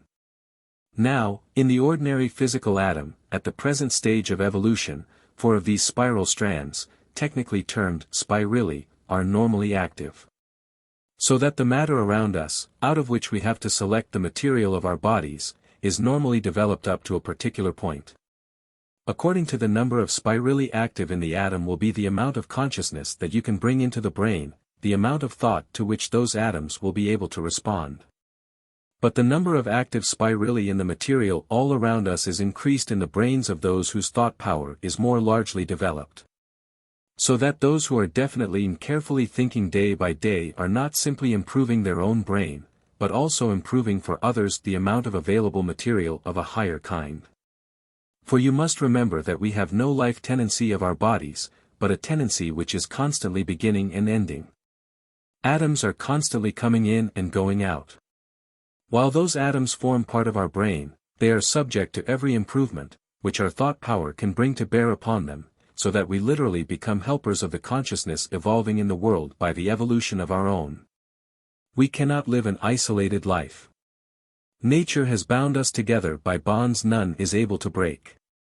And whenever we are thinking, and thereby improving the matter in which we think, we are also acting as helpers of the world's consciousness, and giving to our brother man, by virtue of our identity of nature, better material with which he also can work, making easier for him the coming down of the higher consciousness into the brain. There we have one side of the limitation, the material, the other comes from outside us. It is the limitation set by those generally spoken of as the lords of karma, the archangels, who have to do with the administering of human destinies, with the balancing of human affairs. They form one, and perhaps almost the chief, of the limiting factors. For according to our past karma is the general mold of the brain with which we are to be born, especially according to that part of our past karma selected by them as sufficiently congruous to be worked out in a single earth life. According to that will be the general shape of the brain, we supplying the material to be built into it, but not ourselves controlling that general outline, that larger molding of the shape of the brain. And it is quite possible that anyone, with some unexhausted karma behind him which needs for its carrying out a limitation of the faculties of the waking consciousness, might come into incarnation with only so much of the physical substratum of thought shaped in the brain as fits the working out of the karma which is to occupy that human life. That is a decided limitation, for although it be ultimately self-made, it comes from without so far as this present life is concerned. These limitations within which we are compelled to work, this lack of these faculties that often distresses and annoys us, are the signs of the limitations imposed upon us from without by the working of causes we ourselves have initiated. Although their application at the moment is brought about by forces external to ourselves. Those two things seem to be an explanation of the limitation of the waking consciousness, why so much comes down, and no more. Pass from that to the subconsciousness. Now here we have to fare a difficulty. It contains a great mass of different things that need to be sorted out and arranged. It has well been called a vast lumber room, and in it we find all kinds of relics of the past, all sorts of rags and tatters of yesterday, which are still attached to the vehicles in which we are working. And we need to sort out the lumber in order to recognize, when anything comes to the surface, its place in our consciousness, its root in our past evolution. First of all, there will be a mass of things, to which I hastily alluded last week, which have been handed over by the waking consciousness to the sympathetic nervous system. Those we must separate and put on one side, as they differ greatly in characteristics from those which have fallen a little out of the ordinary working cerebrospinal system, but lie still in the brain and nerves. Which are also in the subconsciousness, but stored up in a different part of the mechanism. There are many cupboards in the lumber room of subconsciousness in which different things are stored, and from which they may come forth. Now those which are stored in the sympathetic system will include all those strange and dim relics of our past that have come down to us through our parents, and also through our own permanent atoms. They will be vague, dim, difficult to grasp, remnants of savage lives, nay, even of animal existences, dull gropings and searchings long left behind by the advancing consciousness of man, memories dim and blind, which still have left their marks on our physical system. To those belong very many of the so-called causeless terrors to which some sensitive people are exposed, a fear that comes they know not why, a fear which cannot be overcome by any reasoning. Reason may dominate for a time, but if the fear be very strong, the body will be carried away in spite of reason. Such causeless panic, I am not speaking of the panic that sometimes sweeps over a crowd, a very different thing, is occasionally found within ourselves when in bad health, through the exhaustion of the cerebrospinal system. A causeless terror will sometimes rise up from the past.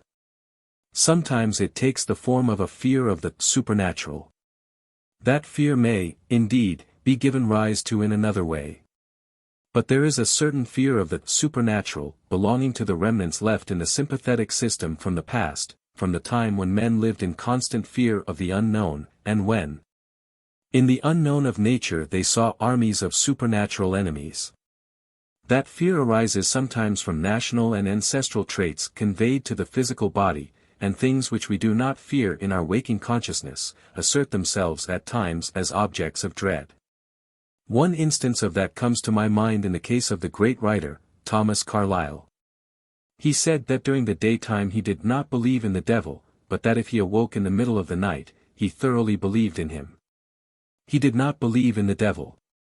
But the impressions of his Scottish ancestry, the impressing on the child mind of that terrible enemy, and the fear of being grasped by him in some moment of folly, that remained subconsciously, and rose up in the mind at the time when the vitality of the physical frame was at its lowest point, during the night. Here, however, there had mingled with the ancestral reminiscences that second form of unconsciousness belonging to the present life, where the thoughts had simply sunk into a deeper layer of the physical brain, and had not been handed over to the sympathetic system. It is possible by means of hypnotism to differentiate these two forms of unconsciousness. You cannot, in the hypnotic trance, revive that which is in the grip of the sympathetic system, but you can revive that which is in the deeper layers of the brain. Then there are all those actions alluded to last week, which were purposeful in the past, but which have been handed over to the sympathetic system to carry on, and those play a very important part in the subconsciousness. There is very much that we used to do with attention, to which we now pay no attention. There is only a certain amount of attention available, although it may be slightly enlarged, and as the ego finds he is able to take advantage of the automatism of nature, and hand over to the vehicles the repetition of that which he has made them do over and over again, this subconsciousness increases, and everything which falls under the sympathetic control becomes subconscious. You know how readily in our already trained nerves and muscles this handing over a thing to the automatic power of the physical body takes place. One of the commonest instances would be the act of writing, or of playing upon the piano. You know how a child throws his whole body into the action of learning to write, how he makes all sorts of faces, how he writhes in the agony of attention. He cannot help it. The whole force of his attention has to be turned towards the difficult manipulation of his fingers. As the automatic habit is established, the fingers write without his thinking of the movement. And in the case of the trained pianist, well-known passages are performed entirely by the automatic power of the body. And that is continually going on. The ego takes advantage of the automatism of his vehicles to put into their hands as much as he can get rid of. Remember, he is always striving upwards, trying to get rid of the lower planes. He is always trying to throw off the burdens that prevent his climbing. He does not want to be bothered, say, with the looking after of the vital functions of the body, and only gives his attention to the machinery he has trained when anything goes wrong. The whole of that we can put aside as subconscious. All such workings are recoverable with pains, but it is not worth while. On the contrary, the more we can hand over to that automatism the better. The less we have to utilize our waking consciousness for the things that are constantly recurring, the more shall we have to work with for the things that really need its attention. And it is a distinct gain, as we hand over one part of our purposive action after another into the careful mechanism of the sympathetic system. With its power of doing after a certain amount of practice that which it is most desirable that it should do. But there is another part of the subconsciousness a little more difficult to define. I put it rather on the border between the subconscious and superconscious. It comes through the sympathetic system. Therefore it has the mark of the subconscious upon it. On the other hand, it does not belong to the past, so that it loses one of the hallmarks of our subconscious, for, speaking generally, the subconscious comes out of the past. Now, we find coming into the waking consciousness certain vague intuitions. Certain vague fears, not the same as that spoken of just now, but others that we cannot grasp, the fear of impending misfortune which is often followed by news of misfortune, the half-knowledge of the death of some friend, of an accident or illness of some one dear to us. These come to us from the subconsciousness in this intermediate condition. We can trace exactly how they come, and you must decide for yourself, after looking at the way of their occurring, whether you classify them as subconscious or superconscious. They come from the astral plane, and they come from phenomena of that plane affecting the vibrations of the surface of the astral body from outside. Some misfortune which has just occurred makes a vibrating picture on the astral plane. That picture, vibrating in astral matter, affects the astral body from without, coming up against it just as you might feel a breeze, throwing the surface of the astral body into vibrations.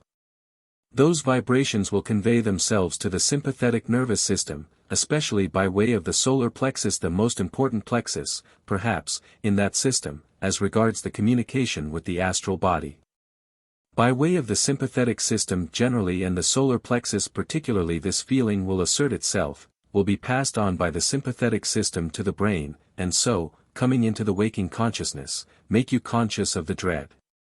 It has worked itself round in this way, from outside to the vibrating astral body, through that astral body to the sympathetic nervous system, to the solar plexus. And from the solar plexus it works its way upwards through the connecting links to the brain, where it emerges in our waking consciousness.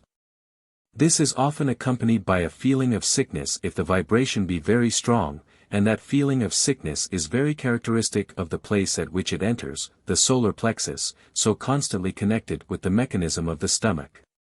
You will often find, if you observe carefully, that these manifestations of dread are accompanied by a feeling of physical sickness. And so with many other sensations, especially those of fear, of a different kind from that which I mentioned, and said I would refer to again. Many people have a feeling of dread which is not the feeling of dread transmitted from our ancestors, nor a dread arising from the deeper layers of the brain, but is a dread originating in the astral plane, and working its way down on to the physical in the same way that the coming of the vibration I have just described makes its way to the physical brain. There are many beings on the astral plane whose presence is antipathetic to man, whose feelings are not friendly, partly because man is so destructive an animal. The elementals having to do with the physical and animal world are all more or less hostile to the human race, because of the trouble the human race causes them. If you watch the thoughtlessly destructive action of many people, you will readily see how the hostility may arise from the astral plane, where these particular elementals have their habitat.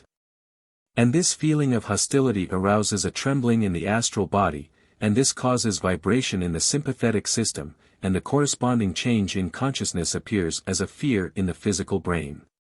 This very often takes place at night for the reason alluded to, that the physical vitality is then lower than during the day.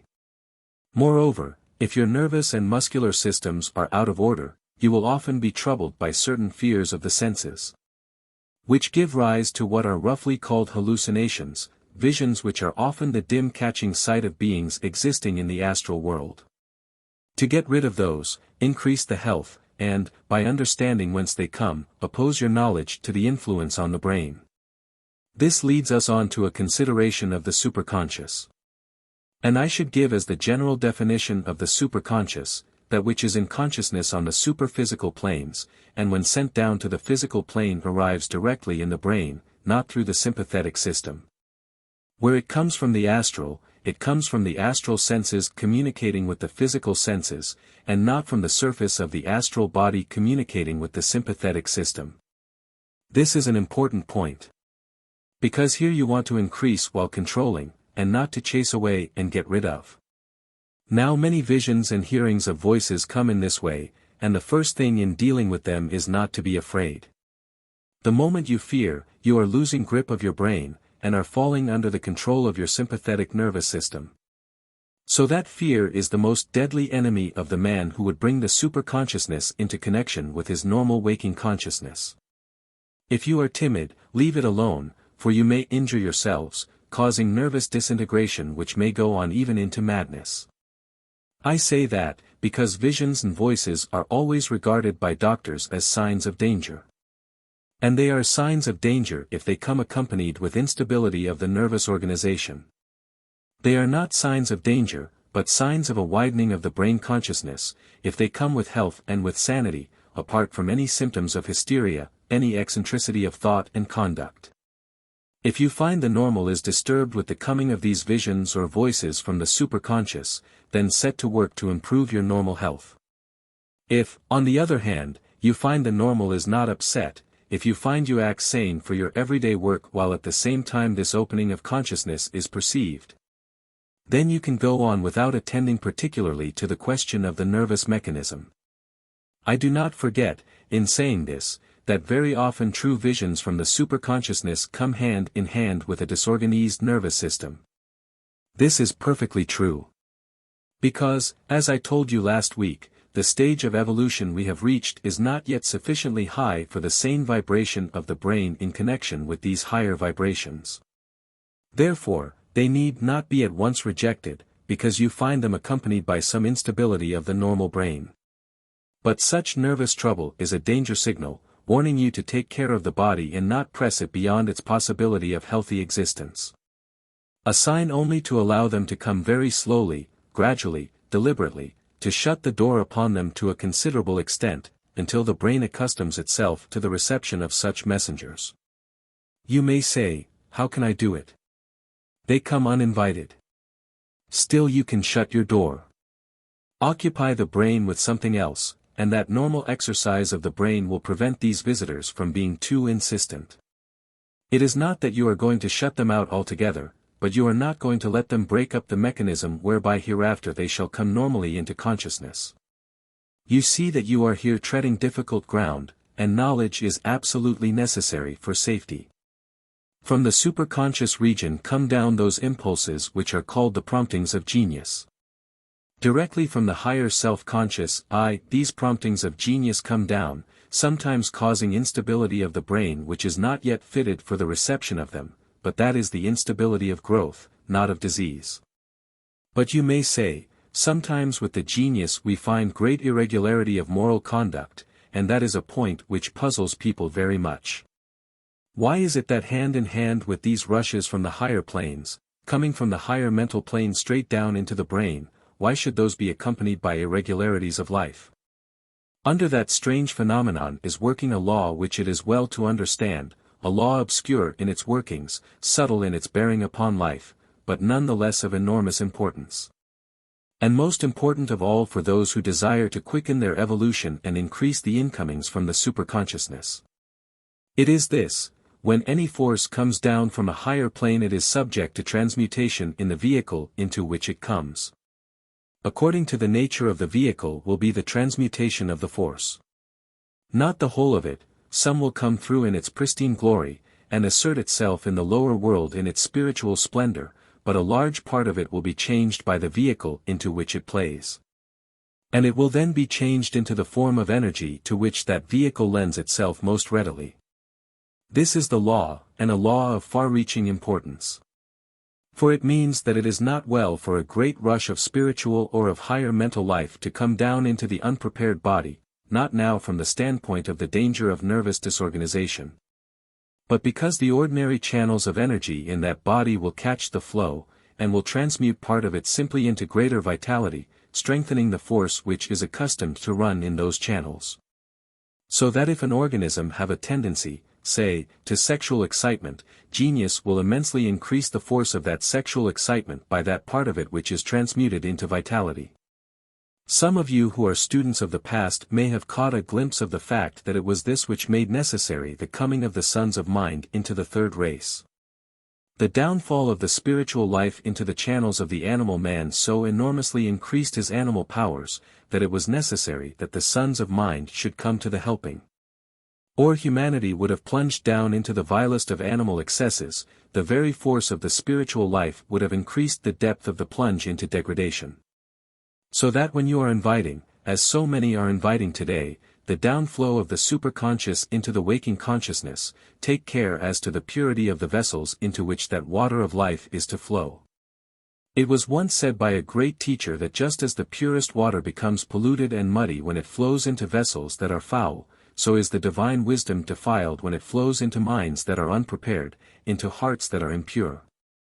Certainly strive to bring within your being the downflow from the higher planes, certainly strive to open up the whole of your nature to the rays of sunshine which come from those loftier regions. But beware, in inviting that fecundating force of the sunlight, that there are no seeds of foulness within your nature, which may be quickened into growth when the sunlight falls upon them. Beware that you purify the nature, before you invite the inflow of the higher forces. Hence has it been said to the candidates for the higher teaching, first, cease from evil. Until you have ceased from evil, the less of the higher life that flows into you the better. After you have ceased to do evil, begin the control of the senses. Subject them absolutely to the mastery of the mind. Then bring the mind under the control of the higher mind, and make the wanderings and errancies of the lower mind quiet and still, under the influence of the higher. Only when the man has thus purified the vehicles, only in the tranquility of the senses and the silence of the mind, can he see with safety the glory of the self. I do not give the warning in order to discourage you from treading the higher path, from seeking for the higher life. The warning is only the warning of one who has seen the dangers of the inflow of the life into the unprepared and unpurified vehicles. I repeat the warning of the ages and of the wise, and simply put it into modern phraseology: climb. Climb as you will, with full courage, with steady heart, with open eyes, fearlessly, without dread of aught that you may meet, for the divine within you is stronger than aught that is without you. But as you climb the ladder, take care that the feet are clean with which you climb. Cleanse the feet before you climb the ladder, and do not soil its rungs with the mire of earth. For that will make your feet cling to the ladder, will prevent the climbing, or even may make you slip and fall. 5 Climb as you will, but remember that only to the pure is the vision of the divine vouchsafed. Climb as you will. But remember that the superconsciousness must come down into a waking consciousness that is pure. If you purify it, then climb onward swiftly as your courage can carry you, swiftly as your enthusiasm can raise you. For to the pure there is no danger in any world, and to the heart of the pure will all nature's secrets be unveiled. Clairvoyance and Clairaudience. We are to study tonight certain phenomena very well known in their outline, and becoming more and more common in our day. They are still more common if we travel across the Atlantic, and even commoner yet as we go west across America. This increase of people who possess powers at present abnormal and unusual is very marked if you follow along the line I have suggested. This increase appears to be partly due to the climatic conditions, and partly, perhaps, to the temporary instability that is the result of crossing races with each other. More, however, I am inclined to think, is due to climatic influences than to the other causes. The electric tension in the atmosphere has a remarkable effect upon the nerves, and the condition of the nerves is closely concerned with the lower forms of clairvoyance. I am told that the proportion of people who show capacity in this way has increased even in late years. When I myself was on the Californian coast some 8 years ago, I noticed, in dealing with a public audience, that there was no need to argue as to the reality of the facts. So many people having had experiences of their own, so many more having heard of the experiences of relatives or friends, the task of the theosophist there changes its character. One had to explain things which they accepted, and not to argue, as you still must on this side of the Atlantic, as to the reality of the happenings. So far as the reality of them goes, however, we find a great change is coming over public opinion here as well.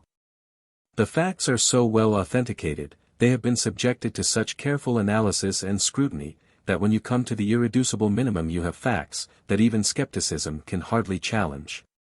This evening I want, if possible, to classify these phenomena, and show you the lines along which they appear to go.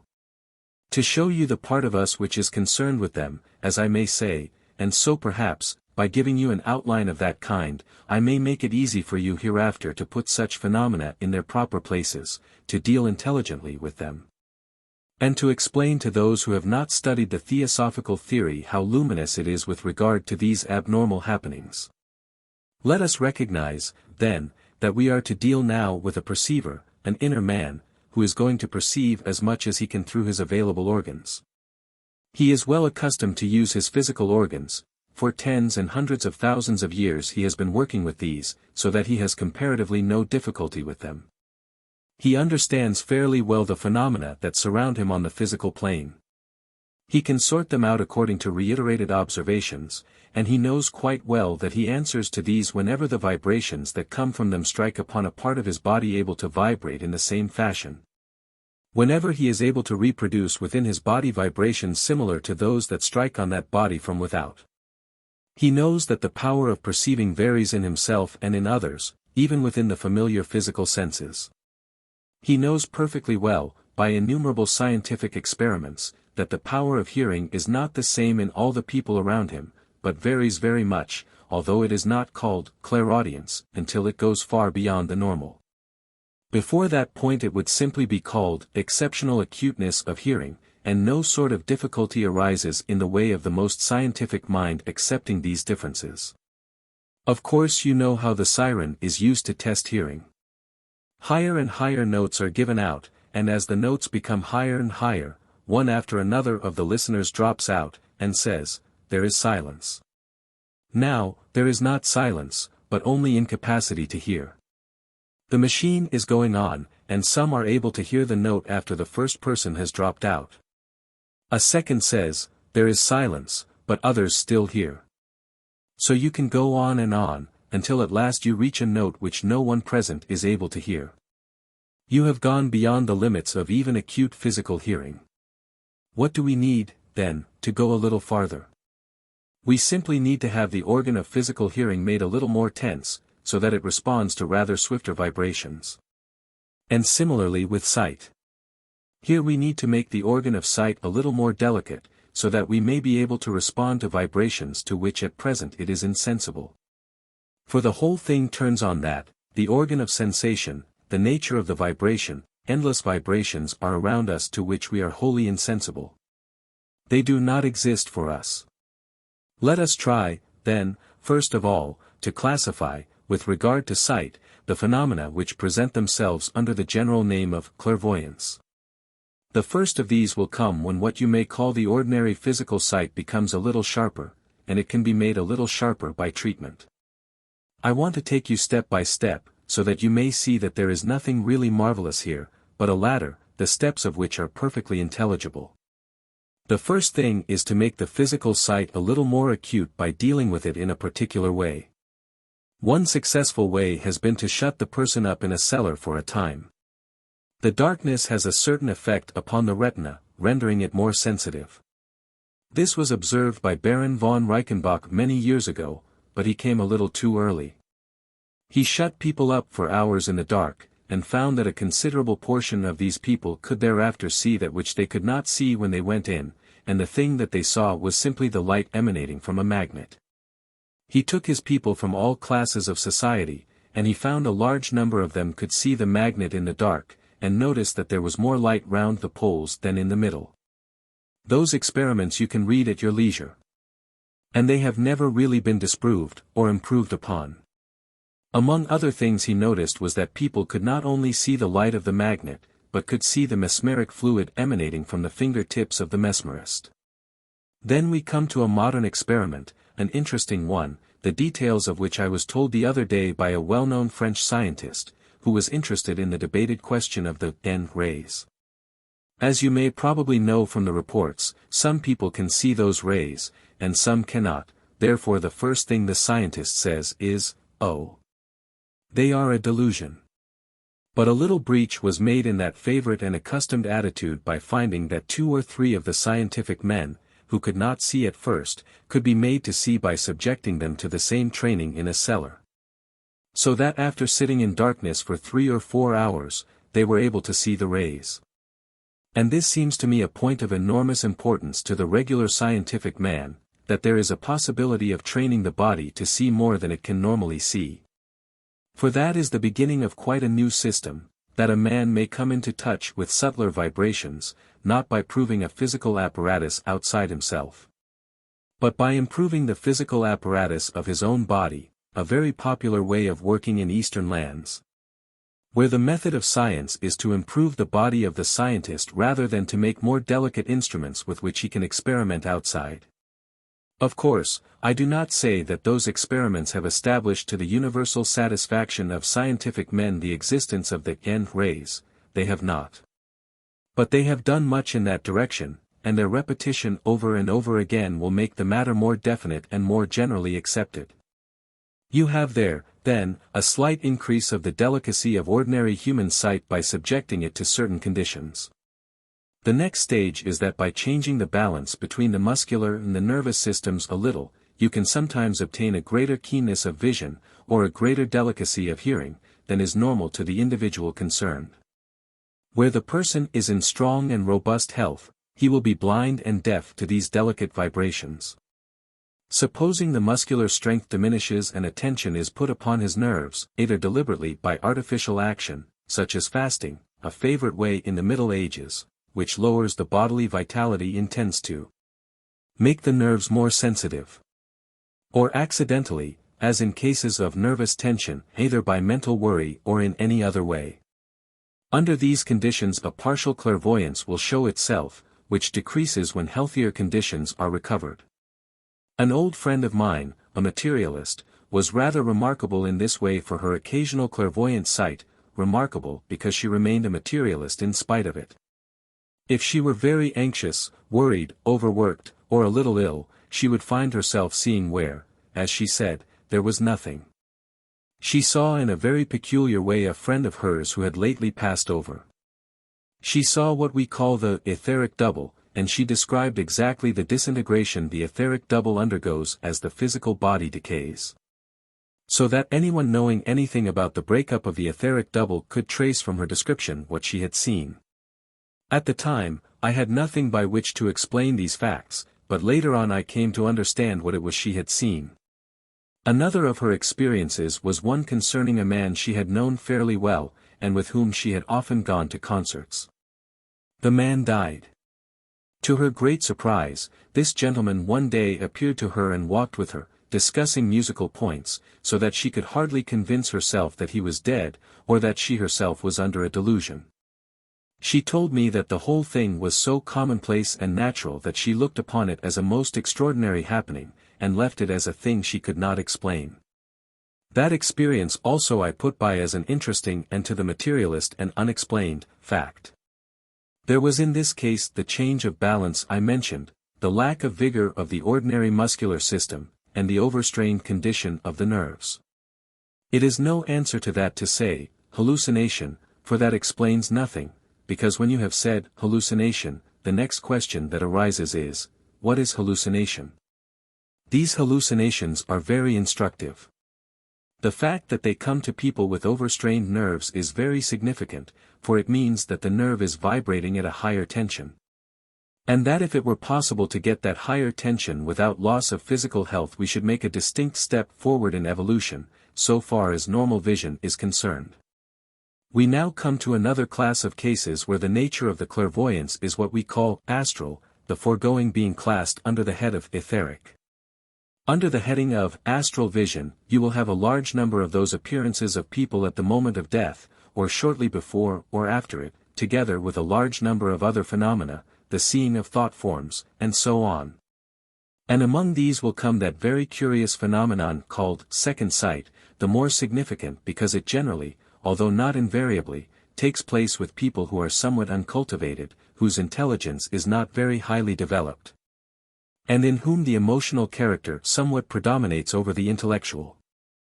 In such a person the astral body will be very active, and readily thrown into violent vibration. Moreover, it will answer readily to vibrations coming to it from outside, when it is itself fairly quiet. Looked at still more closely, we notice that for the most part in the phenomenon of second sight, you do not get what we theosophists should speak of as definite and clear astral vision. You have a vibration in the astral body which is somewhat general in its character, rather than an action of those centers in the astral body which are specially connected with astral vision. But you do have action in the astral centers connected with the physical eye, and that is an interesting point. For you must remember that the physical sense organs have astral counterparts, astral centers which are not the same as those we call distinctively the astral chakras, or wheels. These astral chakras are the organs of the astral body as such, and are used for clear vision, etc., on the astral plane, as the physical eye is used for clear vision on the physical plane. But the others that I have called simply astral centers, are centers connected with the physical organs. They are not distinctively astral, although they are aggregations of astral matter in the astral body. They do not receive direct impressions of astral happenings, which are then clearly seen and responded to on the astral plane. They do receive astral vibrations which, being once taken into them, pass on to the physical centers with which they are in communication, so that they are of the nature of connecting bridges between the astral and physical planes, and are not developed astral senses in the proper sense of the term. Second sight belongs to these, a movement in the astral sense centers which passes on to the physical sight, and there is one characteristic thing which points to this difference, and that is that second sight is largely symbolical. It is not often the record of a distinct happening, but a symbolical presentation of that which is going to happen. Some Highlander sees a number of his neighbors pass by him, perhaps on a certain day in the year when it is supposed that anyone who will die during the year will be seen, and seen how? With a shroud round him. And the height to which the shroud is raised over the figure is taken as representing the time which will elapse before that person will die. It is symbolical. It is not a scene of what is actually taking place on the astral plane, but the perceiver, who does see what is going on, transmits his knowledge in this curious symbolical way. Where you get clear vision, there will be a seeing of the thing as it takes place, and that is not usually, although it is sometimes, put under this heading of second sight, where a person, for instance, sees a sinking ship with a loved one on board, or where any distinct vision of that kind is obtained. Pass a step farther in clairvoyance, and you come to mental clairvoyance, the coming down into the physical brain of vibrations from the mental plane, but this usually happens in the case of genius. You come across it largely in connection with painters. The painter sees and tries to reproduce, and the greater the genius of the painter, the greater will be his disgust at his imperfect representation of what he has seen in the moment of inspiration. Now that cannot be called astral clairvoyance, but rather mental clairvoyance. Closely connected with that is a subtle form of clairvoyance which enables a person to recognize a truth and a principle. Where a scientific man suddenly sees one principle which unites and explains a large number of facts. When he catches sight of an underlying law which classifies and renders orderly a chaos of observations, that man is, unconsciously to himself, using a very beautiful form of mental clairvoyance. And it is in a very literal sense of the term that he sees, although he himself would not recognize it as sight. We find, then, an etheric clairvoyance which can be reached by a slight strain on the ordinary vision. Which can be reached also by unbalancing the normal healthy relation between the muscular and nervous systems, and which comes about very readily in cases of nervous tension and overstrain. Then we find the purely astral clairvoyance, which may be symbolical and more or less vague, but which may be, by training, precise, definite, and clear. And all these cases I have been taking are cases in which I am thinking of the person as being in what you would roughly call his normal state, that is, he is not in a trance, and when astral vision is developed by careful methods. By deliberately adopted means, then you will have this astral vision going hand in hand with ordinary physical vision, so that you practically have an expansion of sight. I mean that the man in the normal state will then see all the people round him, but will see in addition the astral people. So that the world to him will be far more thickly populated, as he will see the astral crowds intermingling with the physical, the normal consciousness being in full play. No kind of blinding of that consciousness being necessary to observe the astral phenomena. You may have astral, and even mental, vision induced in very ordinary people by certain means which throw them into trance. And this is very interesting, because if you can evolve from persons in trance faculties which in their waking state they do not possess, you show the presence of those faculties in the people, and then it is only a question of evolution. How soon those faculties will appear in the normal way. There are many cases known to some of us where trained clairvoyance has followed the stimulation of the astral faculties by means of the mesmeric trance. Under these conditions the person would become lucid, able to see in trance. That, repeated over and over again, will very often cause such a development of the astral faculties as to enable that person first to throw himself into the trance and see, and secondly to see without going into the trance condition at all. So that you get in that case the three definite stages: clairvoyance when thrown by another into trance, clairvoyance when thrown by himself into trance. And lastly, clairvoyance so established in the person by practice that it appears without the trance at all, in the normal condition of the waking consciousness. That seems to me specially interesting, because it is so common. So many people become lucid in the mesmeric trance. I should like to give you one case which seems to me interesting and significant, because of the people concerned, and also because of its triviality. So that all questions of thought transference are entirely put on one side. It happened to my friend, the late Charles Bradlaugh. As you all know, he was not a believer in any life outside this life. He was a materialist in the philosophic sense of the term, an unbeliever in the existence of the human soul, but he was also a very strong mesmerist and performed a considerable number of rather remarkable cures. At one time he was rather fond of experiments with this mesmeric power of his. He did not understand it, but he was an open-minded man and could not deny the facts which took place under his own observation. He used occasionally to mesmerize his wife, and at one time he threw her into trance when they were both many hundreds of miles away from London. In the trance his wife used to become lucid, which greatly puzzled him. Throwing her thus into the trance condition, he asked her to go to London. He used to use these phrases as they produced the desired effect, although he did not believe they represented the facts, and to go to the office of the National Reformer and tell him what she saw there. Presently she said she was in the office of the National Reformer, and then, remaining silent for a moment or two, she suddenly called out, "Oh! The stupid woman, she has put the R in upside down." Next morning, the proofs arrived by post. When he came to this particular proof, he found the letter turned upside down exactly as she had stated had been done by the woman compositor, and that always remained with him an unexplained fact. He knew it was true. He certainly did not know of the setting up of the article, nor of the woman turning the letter upside down in one of the words, so that thought transference was entirely excluded. And yet there remained the very material fact that the proof contained the trivial error which had been observed by his wife hundreds of miles away the day before in the condition of trance. To me, that is a valuable instance because of the people concerned, who did not believe, and because there is no other explanation possible except that she really saw that which she said she saw. There, of course, you have clairvoyance at a distance in a state of trance, and if you can get it in trance there is no reason why you should not have it out of the state of trance. In throwing persons into a trance we have merely rendered them insensitive to the strong vibrations of the physical plane, so that the delicate vibrations to which normally they are insensitive become the only vibrations able to affect them. And it is very easy to understand how that happens. If you were in the tumult of Covent Garden Market you would not clearly follow a very delicate tune softly played on the violin. But in the middle of the night that same tune, played no more loudly, would be perfectly distinct, and every note would fall clearly on the ear. That is exactly what happens to the perceiver when his body is entranced.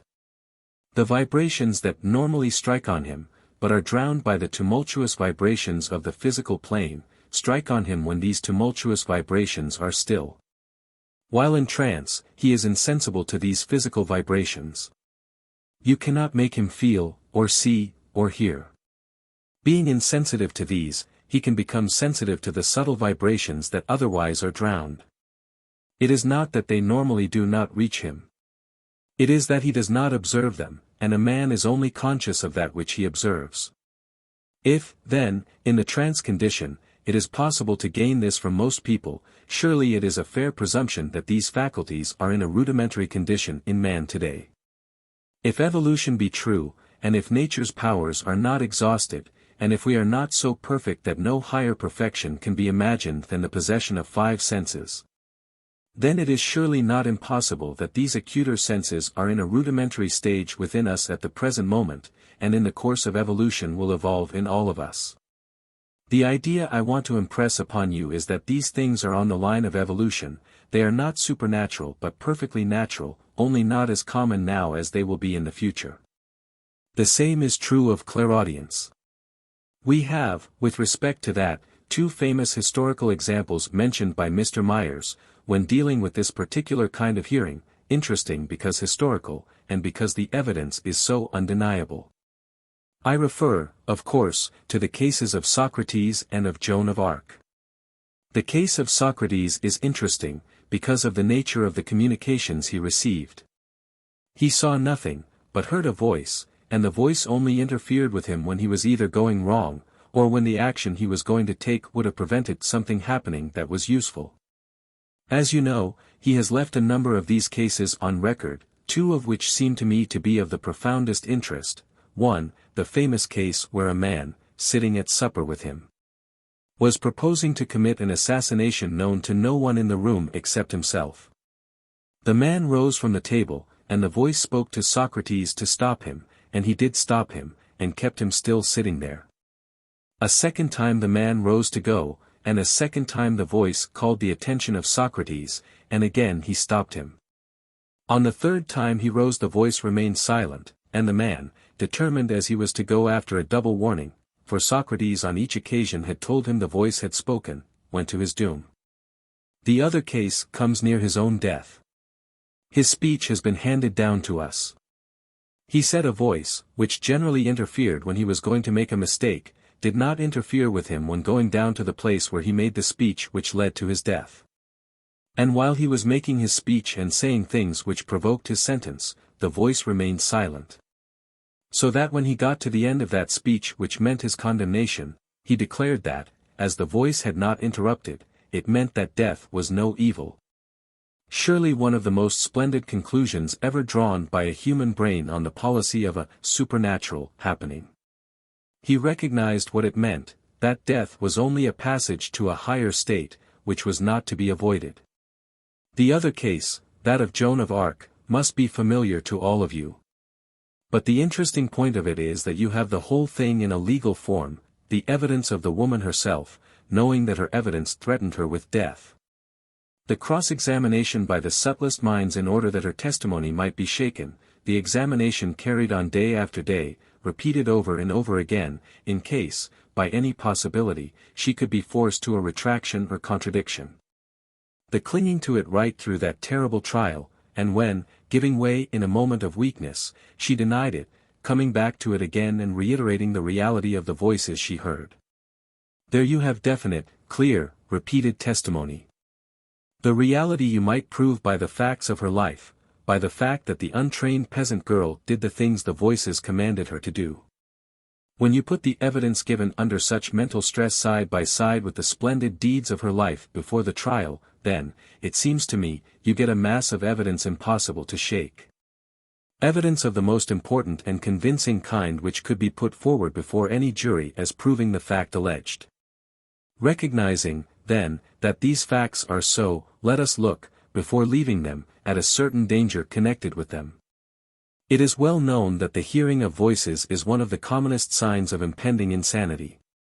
When people begin to hear voices, the mad doctors shake their heads, and in a way it is, of course, a sign of danger, and means an overstrained nervous system which may pass readily into insanity. But leaving that aside, what is it such people bear? They are hearing voices from the astral plane. But you may say, they often say very foolish things. But do not you hear foolish things said on the physical plane? I do not think any things heard spoken by the astral voices are more profoundly silly than many of the things said day after day by people on the physical plane. Sometimes a voice gives an incitement to crime. That is a very interesting question. A person with still enough hold over himself to realize the danger says, I feel a terrible impulse to murder someone. If you ask him, is it any particular person? He will say, no. The utter irrationality of that inclination to commit a murder without motive is very naturally put down as a sign of madness. And certainly a person in that condition should be under control, since he readily passes from the prompting of the voice to the execution of the deed. Whence come these promptings? They are often nothing more than this, that someone who has committed a murder has been, by the folly of our law, thrown on to the astral plane, when he should be within the walls of a prison, and is left there free to roam about, trying to get others to repeat his crime. It is a characteristic of the criminal that he repeats over and over again in his astral body the crime which has sent him out of the world. Repeating this time after time in the astral body, he will try to impress it upon someone who seems a likely person to respond, and especially upon a person whose energies are overstrained, and who has not, therefore, the normal strength which would make him insensitive to the vibrations. So that you may have this pressure simply coming from a criminal very much alive on the astral plane after he has been hanged here, I may say in passing that the most foolish thing to do with such a man is to hang him. So long as he is in the physical body, being an undeveloped creature, he cannot do much by thought force, or on the astral plane at all.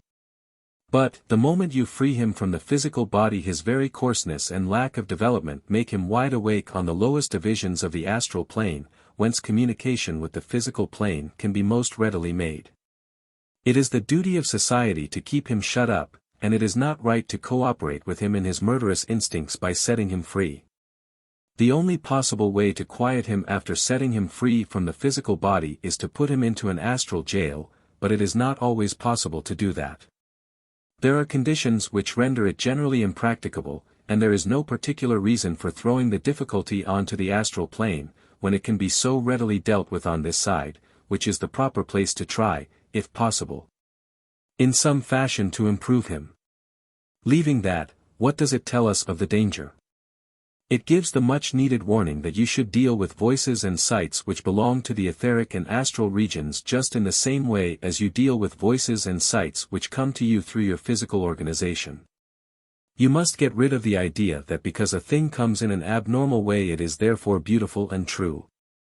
It is quite as foolish to follow out suggestions which come to you from the astral plane without weighing them and judging them, as it would be to walk along Seven Dials or Whitechapel, and follow out any suggestion which might come to you from any of the tramps in those regions. You should subject to your judgment and conscience all things that you see and hear from the other side, and if they do not come out clear from that judgment, then, if they are directions to do a thing, leave them alone. Otherwise, the more sensitive you become, by the more dangers will you be continually surrounded. You may experiment, but experiment when there is no danger. There are many things a sensitive person may see and hear which do not matter one way or the other, which will not hurt anybody. Those are a fair subject for experiment, for it is only by experiment that you will learn to distinguish if you hear a voice telling you your friend, who is within easy reach, is in great trouble, and you can, by listening to the suggestions of the voice, and with no more harm than making a fool of yourself, go and see your friend. There is no harm in doing so. And if you find your friend has no need of you, simply make a note of the facts, and try to analyze them and find out what were the conditions under which you heard or saw, and mistook or were misled. Observe them carefully, keep a note of them, and preserve them for future guidance.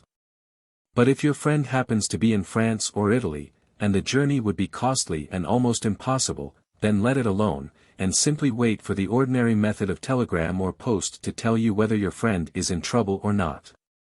And, again, make a record of the true or false impression.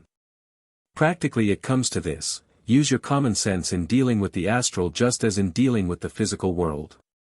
Do not hold yourself in an atmosphere of awe or reverence, merely because something has come through a sense which at present is rudimentary and undeveloped. For that is the way of credulity and superstition, it is not the way of knowledge and experience.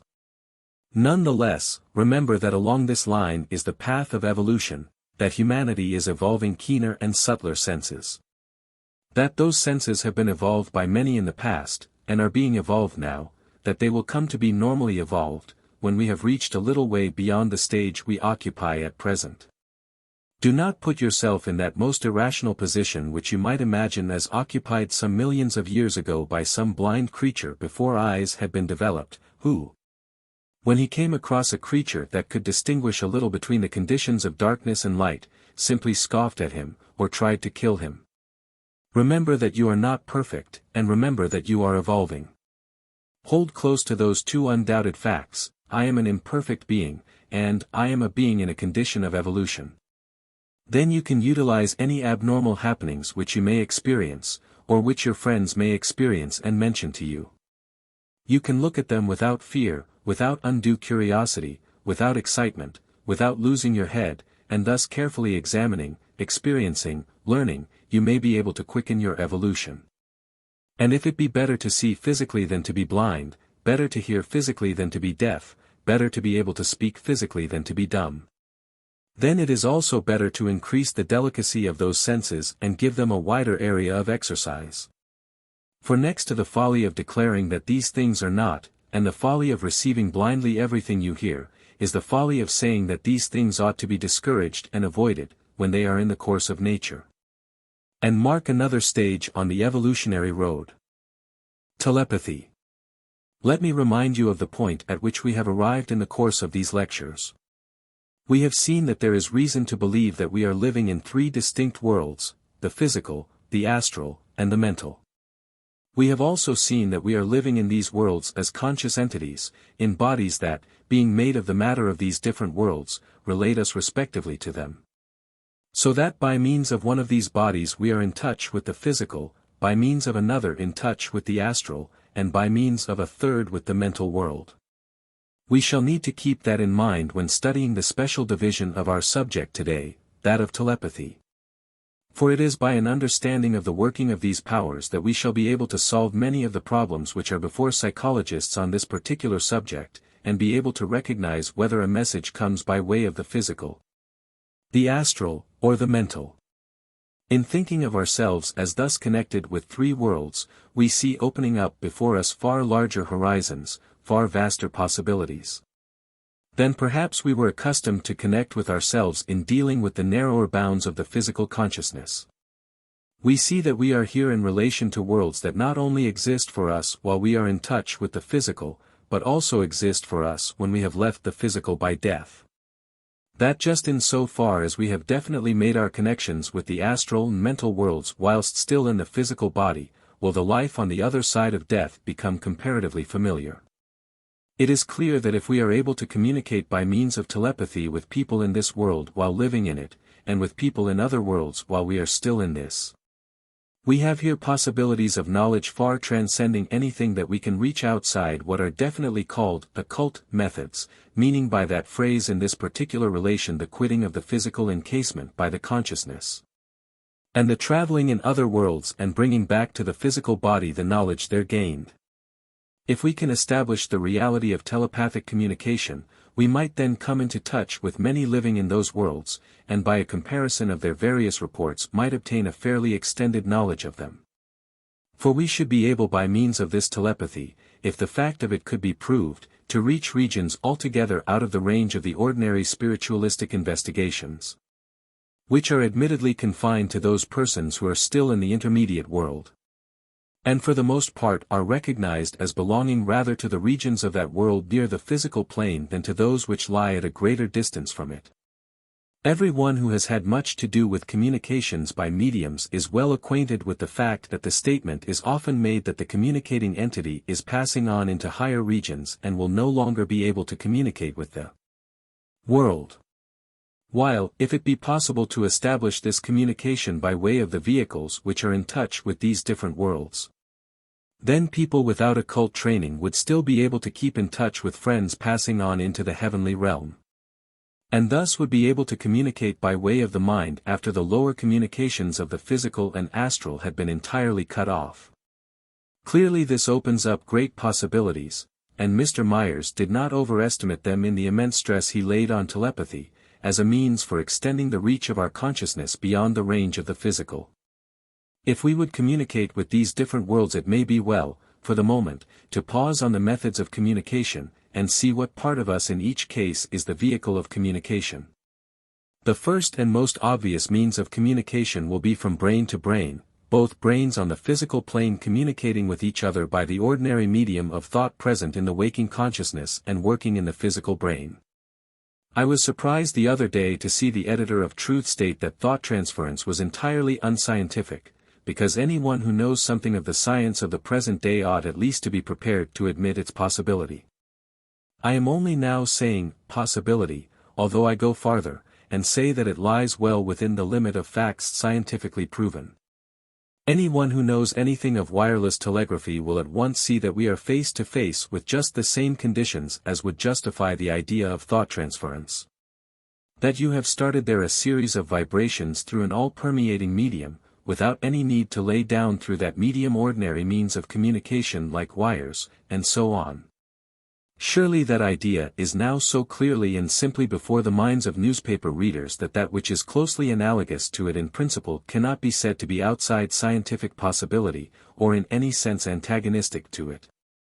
For it is well within the ascertained facts of science that thought action in the brain goes on side by side with electric or magnetic action, these magnetic currents increasing with hard thinking. And this altogether outside the later investigations in France, with regard to what are called the nth rays, as to which, of course, some scientific people are still in doubt. So that you have to deal with the fact that something of the nature of electric action accompanies thought. And that we are still within ordinary scientific experience when we state the possibility of these vibrations being conveyed through the ether without wires, or other dense connections. For it is not necessary to go beyond the ether in order to deal with the transference of thought currents generated in one brain and received in another. I doubt whether, for the sending of messages from brain to brain, it is absolutely necessary to utilize that special organ for thought transference, the pineal gland, which is developed in many cases by certain occult methods, and then used for the sending of messages from the physical brain. That which science regards simply as the remains of a third or central eye has possibilities in the future from the standpoint of the occult investigator as well as a history in the past.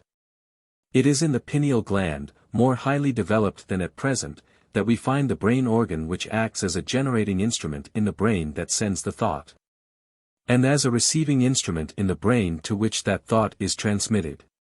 But apart from that, ordinary thinking, if it be clear, definite, and strongly sustained, would cause quite enough action in the ordinary brain cells to send out vibrations into space which could be received by an instrument tuned somewhat to the same pitch. This relation of the transmitting and receiving instrument is not without importance, for in order to make the experiments as easy as possible, it is well for two people to begin the practice who are in some close and sympathetic relation the one to the other, such as husband and wife, or members of the same family.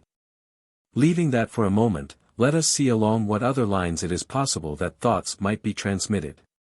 It would be possible to transmit them from the intermediate body between the mental and physical, the astral.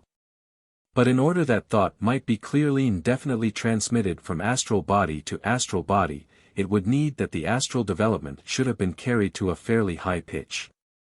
Supposing that the astral body is at the stage when it is fit to be used as a vehicle of consciousness, then there would be no difficulty in the transmission of the thought.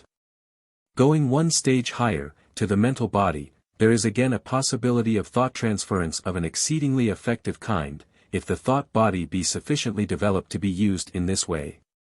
So that there are these three ways along which a thought message may go, from brain to brain, from astral body to astral body, and from mental body to mental body.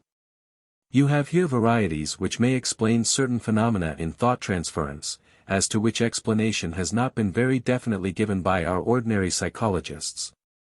And may explain why, as in case I shall take in a moment, you may get more from a person receiving information than is consciously sent by the transmitter, working in the physical waking consciousness.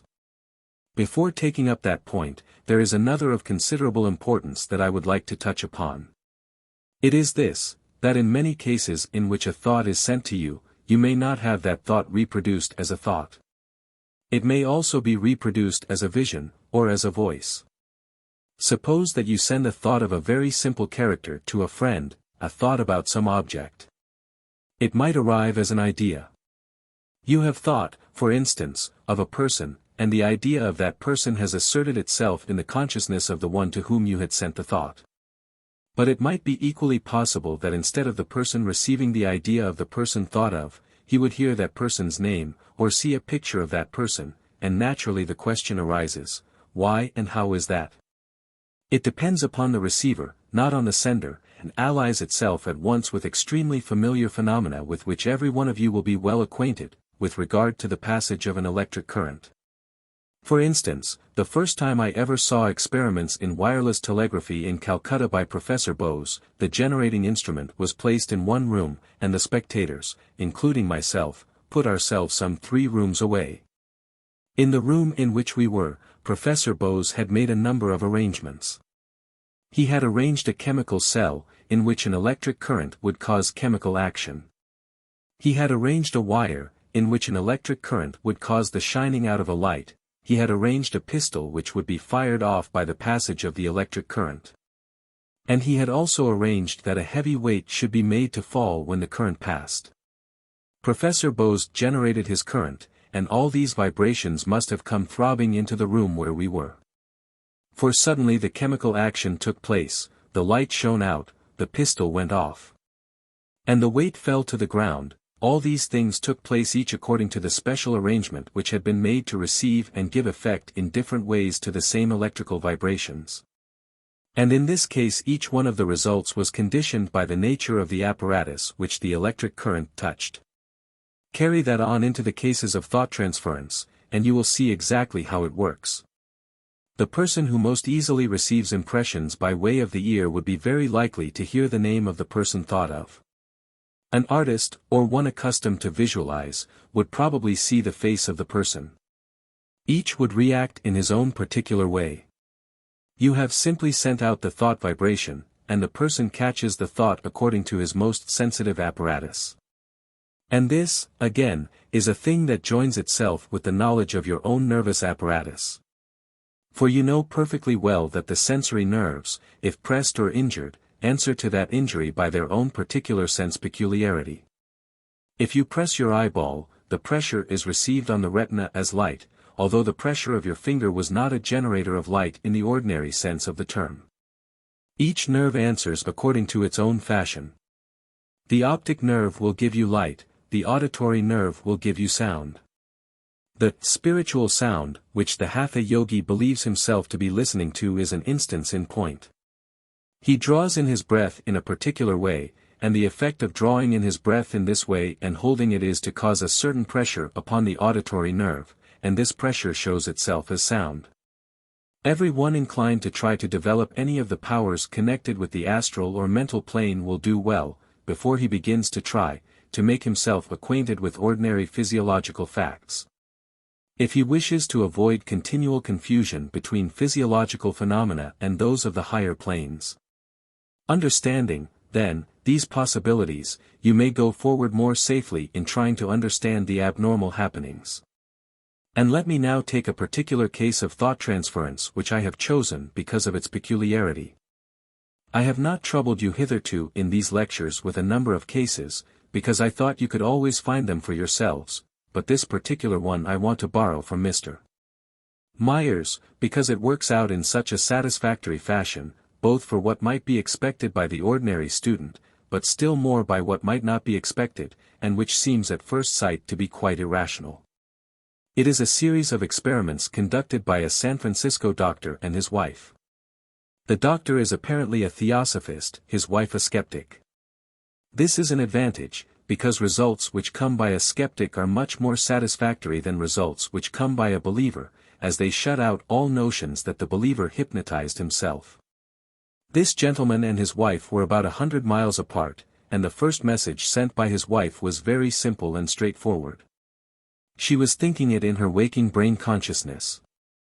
It might be supposed that the receiver should get exactly the word sent, but no. May 12th. Transmitter, Mrs. S. arrived safely. Pleasant trips. B. feels fairly well. We have a nice place in an old-fashioned house. May 12th.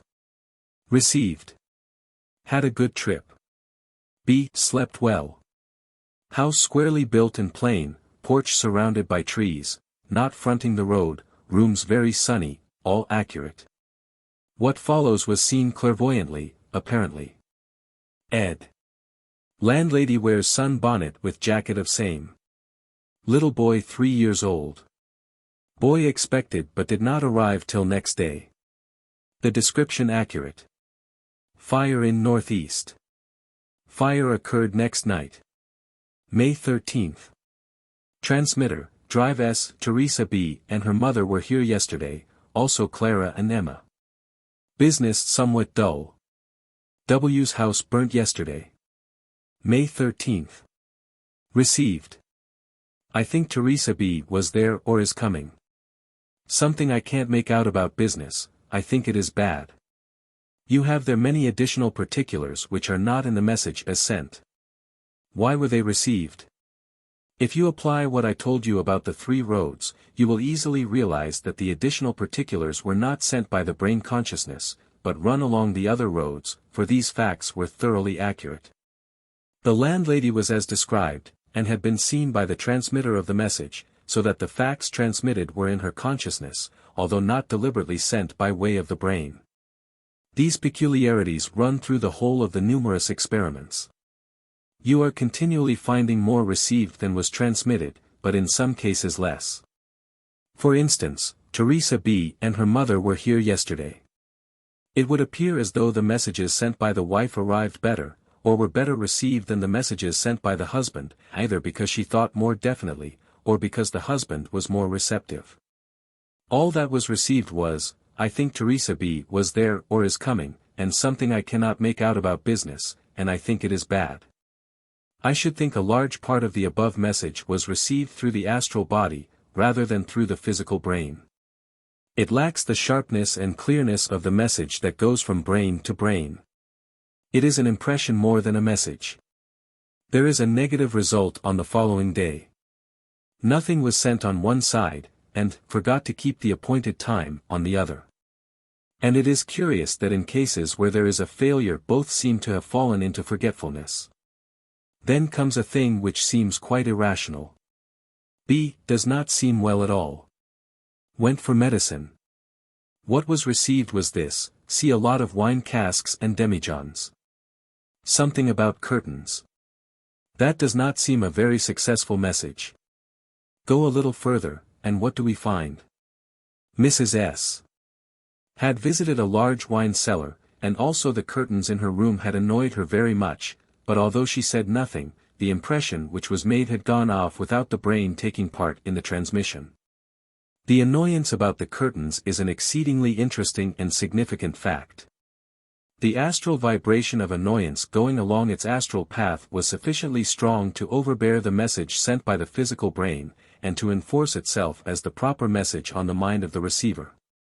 We come shortly to another case which is very interesting, because the receiver is more accurate than the transmitter. May 20th. Transmitter, Mrs. S. My clothes and shoes are all torn, I have poison oak on my arms. Hope it will not be bad. May 20th. Received. You went out riding. I see you holding a shoe in your hand. You have poison oak on your right arm. B is better. You want me to mail you the bulletin and chronicle. Mrs. S. did ride out to some sulphur springs. Poison oak was on right arm only. B gained 3 pounds. She was hoping for the bulletin supplement only. Then appears, on the comparison of notes, that the poison was only on one arm, and not on both, as the transmitter had stated, and the one receiving it saw a picture of the right arm and the injury which that right arm had undergone. Now those cases are about as definite and clear a proof of thought transference as you could want. You have the very close sending and receiving, the addition, in several cases, of more than was intended to be sent. But in every case the additional thing was present in the consciousness of the sender. And then you have the most curious case of all, where the sender sends a message of injury to both arms, and the receiver receives the idea, of only one arm being injured, and that the one on which the injury was really inflicted. The case puzzles me on one point. I do not see why the statement of the double injury was sent in the ordinary waking consciousness. A possible explanation would be that the sender was frightened and slightly hysterical, and did not recognize the limitation of the injury. But I would rather leave that for the moment as one in which the modus operandi is not quite clear. This is only one case out of hundreds. It would be better for you, if you happen to be interested in this line of investigation, to make your own experiments, rather than rely on the records of experiments of someone else.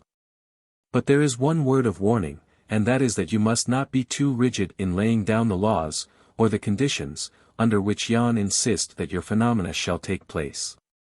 I know that the ordinary person of the scientific turn of mind will at once say, you are opening the gate to all kinds of fraud. We must lay down strict test conditions. Yes, if you know the whole of the laws at work you may. But until you do know the conditions, it is perfect folly to lay down conditions out of your own ignorance, and then complain that the phenomena do not happen under test conditions. Let me borrow an illustration which will show you how absurdly this thing works out. A photographer is said to have gone into the middle of China, before photography was known there, and offered to take pictures by the sunlight. Everyone laughed at him, for how was it possible for the sun to make pictures? It was clear that he was a fool. But further examination into his methods showed that he was less a fool than a knave. The whole of his procedure was an endeavor to delude the people. The first thing he did for his picture-making was to put a black cloth over the box, and it was clear that he could easily introduce under that cloth any number of pictures ready-made. The fact that he insisted on putting it over the camera showed that he desired to cheat. He further insisted on bringing in a closed case which nobody was allowed to open, to see whether pictures were not concealed within it. He would not let anyone look into that case, so as to prove there were no pictures there, and he insisted on putting it into the camera under the black cloth. Of course, you can see at once that he cannot make pictures, unless he puts them into his little closed case beforehand, and slips them into the camera under a cloth when nobody is allowed to look. Clearly he is a fraud. And then, when he pretends he has got his pictures, what does he do? Does he open the bog and show them? No. He wraps up his little case in the black cloth and carries it off into a room into which no sunlight is allowed to enter, although he pretends he is making pictures by the sun. As if the sunlight that is said to make the pictures should not be allowed to enter in where they are. So, in order to prove that he was able to take a picture by sunlight, they laid down as the test conditions that he should do it in an open box, and that everybody who liked should examine his plates to show that there were no pictures concealed. Nor must he go into a dark room, and talk to them about developing. They were far too clever people to be cheated in that barefaced manner, and he was a miserable fraud. Such was the decision, but, of course, under those test conditions, they did not get any pictures. That is exactly what people do when investigating this kind of phenomenon. They say certain conditions must be laid down. In vain does the unfortunate person, who knows the thing to be true, state that those conditions render the happening of the thing impossible. You must make your experiments, if you are quite ignorant, under every possible condition. And gradually, when you obtain your results freely, you can change your conditions bit by bit, and mark the point at which the results disappear. Then you will be likely to be on the track of a fair knowledge. For nature does not make her conditions to fit the theories either of scientific men or of psychical researchers. She brings about the happenings in her own way, and those who want to find them out have to take them as nature gives them, and not according to the conditions that they think are the proper ones under which they should happen. Nature is conquered by obedience is the great rule of the scientific investigator. She is not conquered by dictation.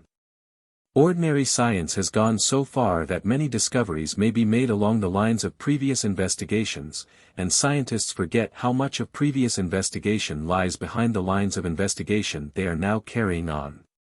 It is easy now for a chemist to follow out certain definite lines, but the earlier chemical discoveries were not made in that fashion. Roger Bacon, you find, experimented all over the place. He just put different things together and noticed what happened. Not a very comfortable way of building the foundation of modern chemistry, for he leaves it on record as the result. I was stretched several times on the floor of my cell. I lost a finger, and so on. Those early chemists mutilated themselves in seeking the conditions of nature's workings. They simply tried tentatively. Sometimes, something carried off a finger, sometimes, they were stretched insensible.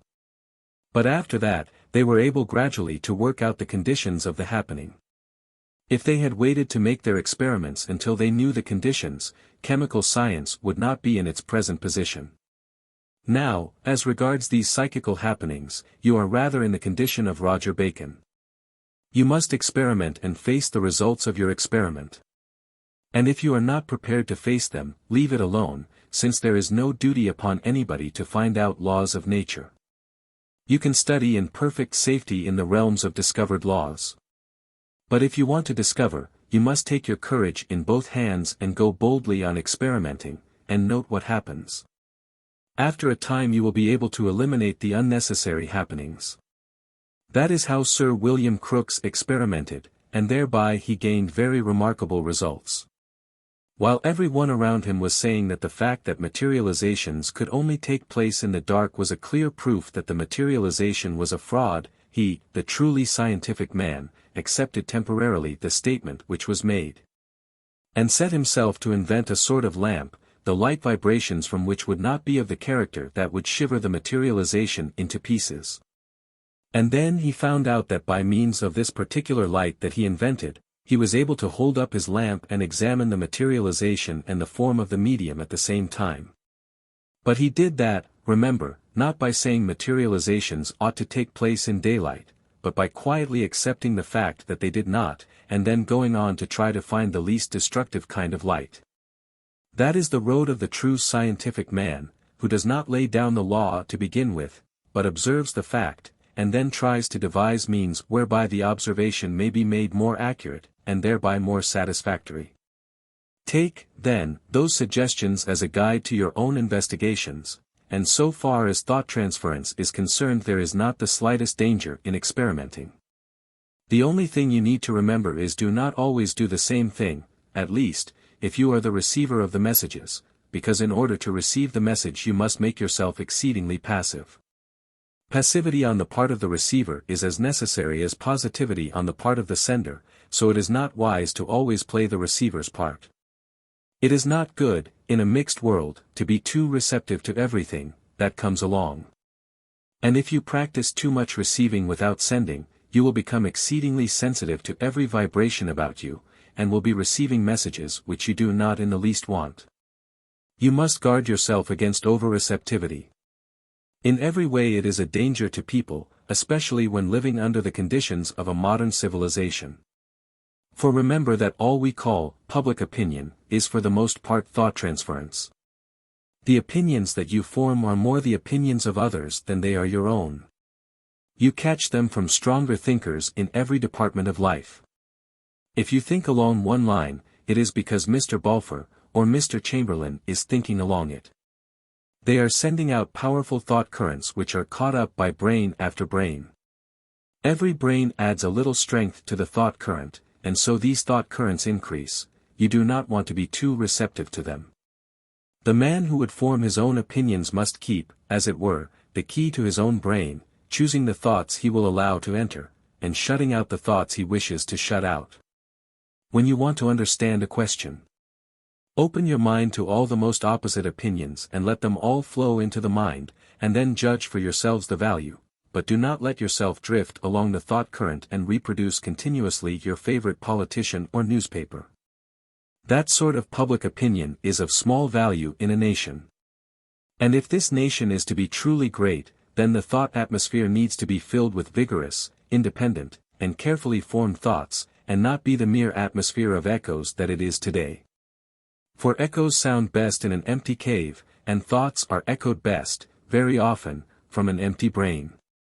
Do not forget, however, that in addition to these thought currents on the physical plane, you will do well to open yourselves up to the currents that come from the higher planes.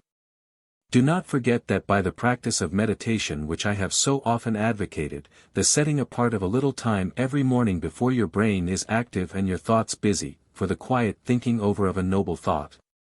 And then the opening up of your brain and your higher bodies to thought vibrations from above, so that you may gain knowledge that otherwise you could not gain. That you may climb into realms of ideas which otherwise you would be unable to penetrate.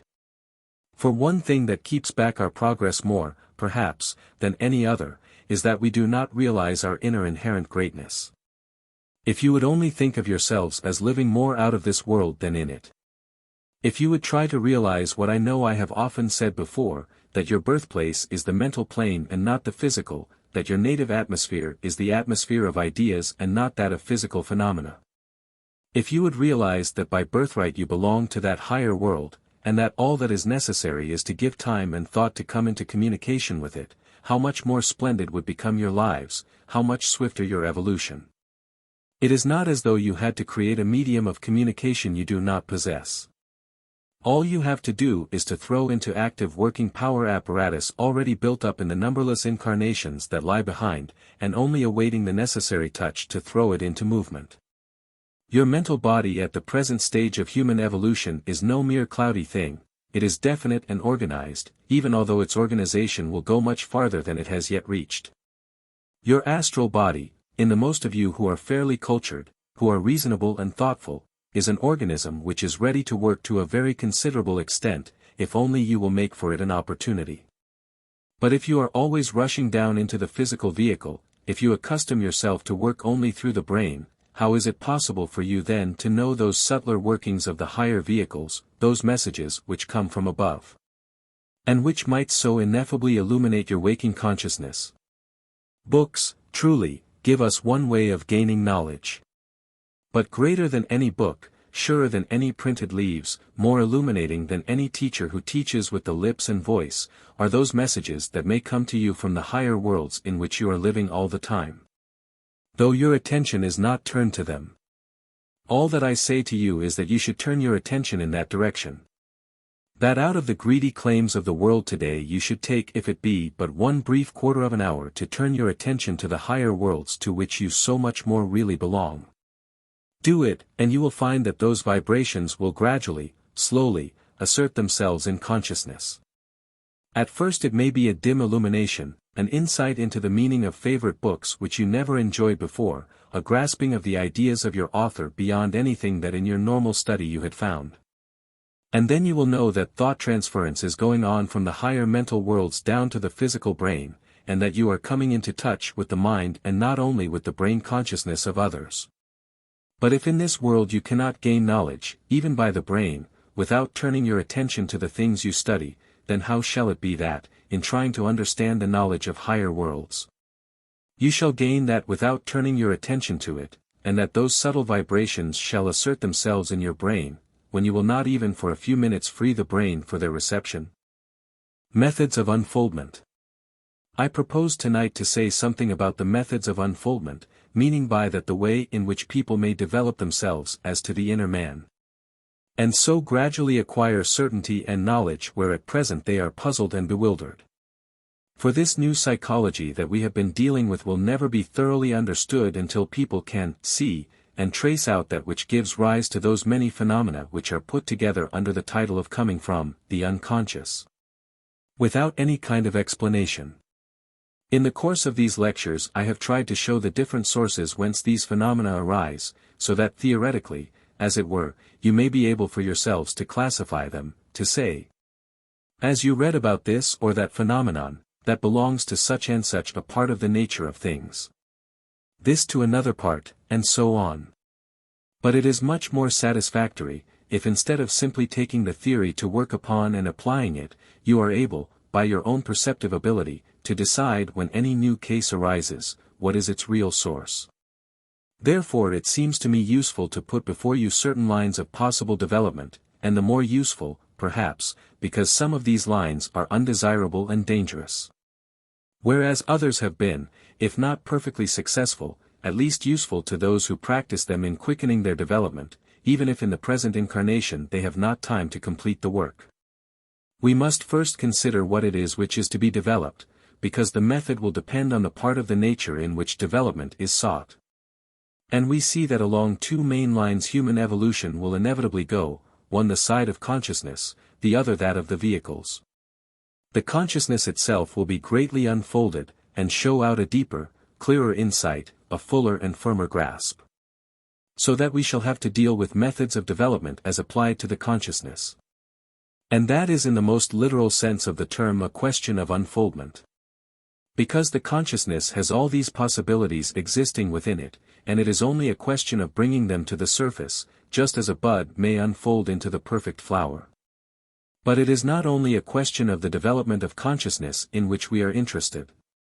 Because as the consciousness unfolds on one plane after another, it does not thereby follow that the consciousness will be able from the higher planes to directly affect the physical brain, so as to bring about effects in what we call the waking consciousness. For it is quite possible for a person to be so developed that both as regards the consciousness and the higher bodies they may be active on their own planes, and yet the knowledge acquired there may not be brought down into the physical mind and remembered. But when the consciousness is developed so as to be able to work, then comes in the question of the vehicles in which it is to work, the various bodies which it uses. And we are concerned with only 3 of those, for if 3 of them are in active working order, the possessor does not need further physical instruction to learn anything of the value or practice of unfoldment. If a man has control of his physical, astral, and mental bodies, he can gain for himself the knowledge that comes out of what the psychologists call the unconscious, and from the higher and valuable side of it, the superconscious. But it is rarely that there will come down, at the present stage of evolution, information from the consciousness above the mental body. Of course it does happen in the case of the genius, for there are many cases of genius in which the illumination comes from the causal body, the lasting treasure house in which all memories are stored. It may also occur in the case of those who, by gradual evolution and definite practice, have perfected their outer vehicles so that they are able to work in the causal body. Mostly, however, and for our purpose entirely, these three lower bodies are those with which we are concerned, and we want to know how to unfold our consciousness, how to improve our physical body, how to bring the astral body into working order. And how to do the same for the mental body, so that on the side of consciousness the powers may be unfolded, and on the side of the forms, the organs whereby these powers express themselves. Now along some methods of evolution all the force is directed to the vehicles, while the unfolding of consciousness is left unattended to. And where that is the case the results are peculiarly unsatisfactory, because the person may be developed as to the psychic senses, which may yet remain practically useless, because, although they are developed as organs, the consciousness is not ready to work through them. It is an artificial forcing. Instead of the consciousness bringing about the evolution and presiding over the building, it is possible to some extent to force the evolution of the organs, and take them, as it were, ahead of the evolution of consciousness. So that people may see and hear many things which they do not in the least understand. And that is most often the case when people are born psychics, people who have developed these qualities in previous lives. Generally, where people are not very highly evolved and yet are born with these psychic powers, they have in previous lives devoted themselves to the methods which work upon the bodies, leaving the consciousness unattended to. The result is considerable psychic development, but the unevolved consciousness being unable to use these powers intelligently, they are of comparatively little value, and more an annoyance than a treasure to their possessor. Such people are by no means to be envied.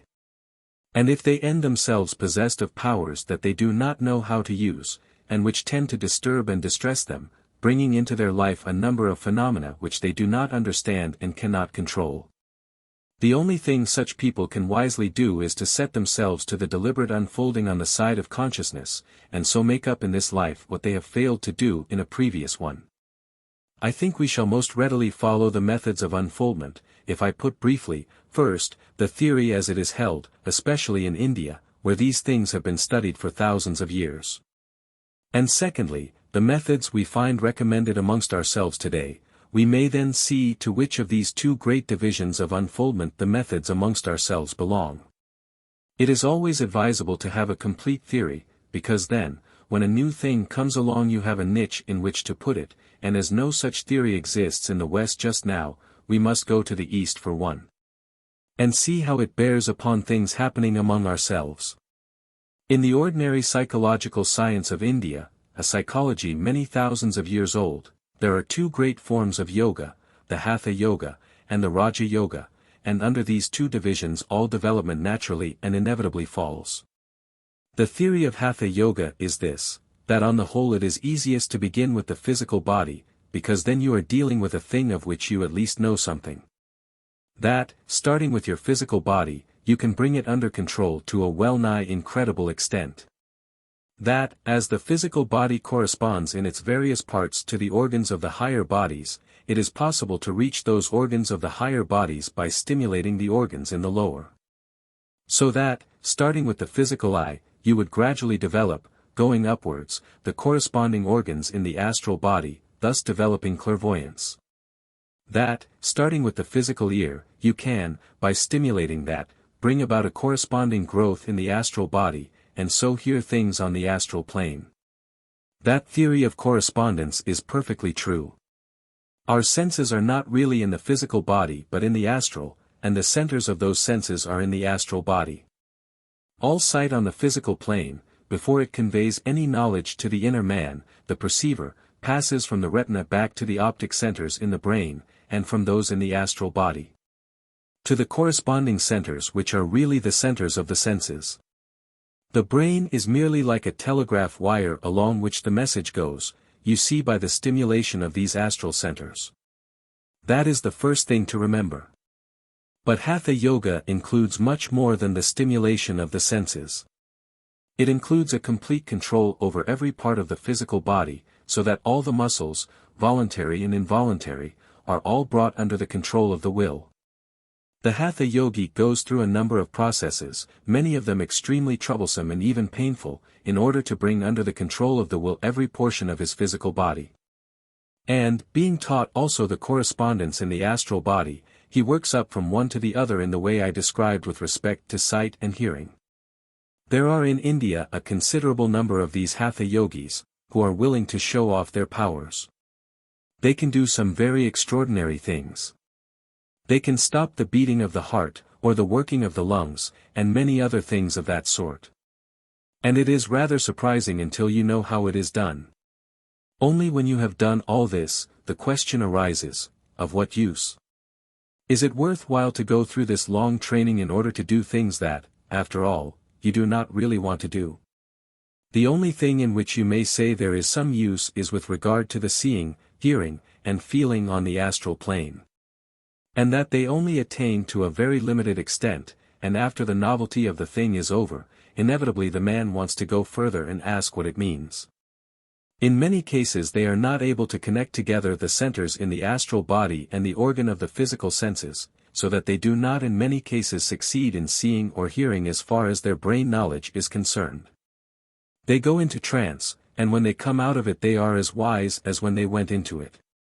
Nearly all Hatha yogis can go into trance, but when they have done it, what happens? Simply this, that the physical and astral bodies are separated.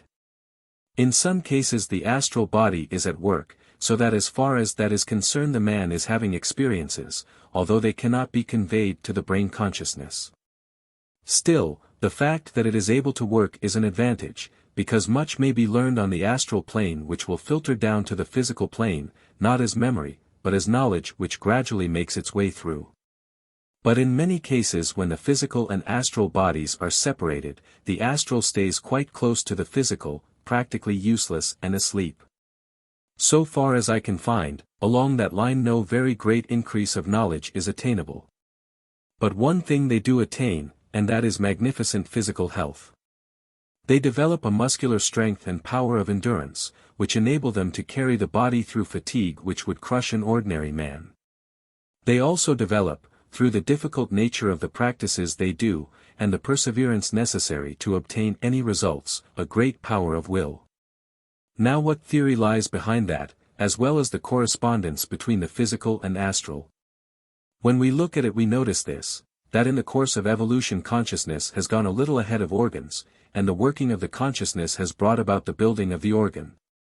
That is a point of enormous and practical importance. The function of life always precedes the shaping of the organ being built by the exercise of the function. Tracing on the evolution, the neat thing that strikes one is that as the consciousness develops, as the thinker evolves more and more power of thought, he puts aside one thing after another that he has done by the exercise of his will, handing it on to the automatism of the body, and turning his attention to higher and more useful things. So that when we see the Hatha yogi bringing again within his conscious control the things that in the course of evolution he has let go, we find he is going backwards instead of forwards, burdening himself again with a number of things which are really done very much better by the automatic mechanism of the body, and on which, if he interferes, he must spend a great deal of trouble in order to reach the same perfection as the mechanism has done by his previous work upon it. We find we are going backwards also when we come to deal with stimulation of the astral senses in this way. The astral center was first developed and through that the physical organ of sense, so that to use the physical organ to stimulate the astral center into independent working is to retrace the path of evolution. And it does not bring out the true sight or hearing in the astral body, but brings into abnormal and undesirable activity those sense centers which have built for their own expression the sense organ in the physical body. The astral having a set of senses of its own which do not necessarily communicate directly with the organs in the physical body. The astral senses are directly related to the astral plane, whereas the sense centers are bridges for communication between the thinker and his physical vehicle. You do not want to make those active independently, for they will never serve your purpose thoroughly and completely. You are taking an instrument made for one purpose and clumsily adapting it to another. What you want to do is to evolve in the astral body its own sense organs, the churkas, or wheels, which belong to that body as a body, and not to that body as a means of communication between the thinker and his physical vehicle. To stimulate those centers which are bridges, instead of evolving the living wheels, which are the right organs of the astral body, is a complete blunder. You are falling into an abnormal evolution, and one which is utterly undesirable and likely to be mischievous. Let us now see what Western methods of unfoldment partake of this Hatha Yoga principle, that you are to stimulate the physical body and thus arouse certain powers in the astral. All methods which begin by turning any of the senses to the careful close observation of a physical object are part of this Hatha Yoga method. For instance, the favorite Eastern method, which is now being advised for practice over here, is to make a black spot on a white ground and stare at it for hours together. Crystal gazing is another method which is recommended. I have received a large amount of American literature, suggesting all sorts of things on these lines. All these belong to the Hatha Yoga system, and are fundamentally mischievous, not only because they are going backwards in evolution, but because of their exceedingly injurious effects on the physical organs. One result of gazing at a black spot for hours is that it spoils the sight. The ages of the eyes are often put out of order, producing strabismus, more commonly called squinting. Another thing you find is a gradual dulling of the physical sight, due to the overstrain of the nerves of the retina, which overstraining gradually passes back through the optic nerve to the optic center. So that after many years of practice atrophy of the optic nerve may arise, causing dimness and even blindness. There is a difference here between the Indian and the Westerner. The Indian does not care about the physical result. The European or American does. When the Indian gets a well-established squint, he is as happy with it as without it. He does not want to look at the things round about him, he has set his mind on something different, and he is not disturbed by the squint. He does not mind even blindness, but the Western man minds it very much. Over in India these things are known, but that is not so over here. And it is rather a cruel thing, it seems to me, that systems of that sort should be scattered broadcast all over the West, without any explanation of the dangers that every Indian knows are connected with them. Some few people may get safely through, but many are injured, and even supposing a man does escape these things, and throws himself into a trance, when he comes out of the trance, he is as wise as before.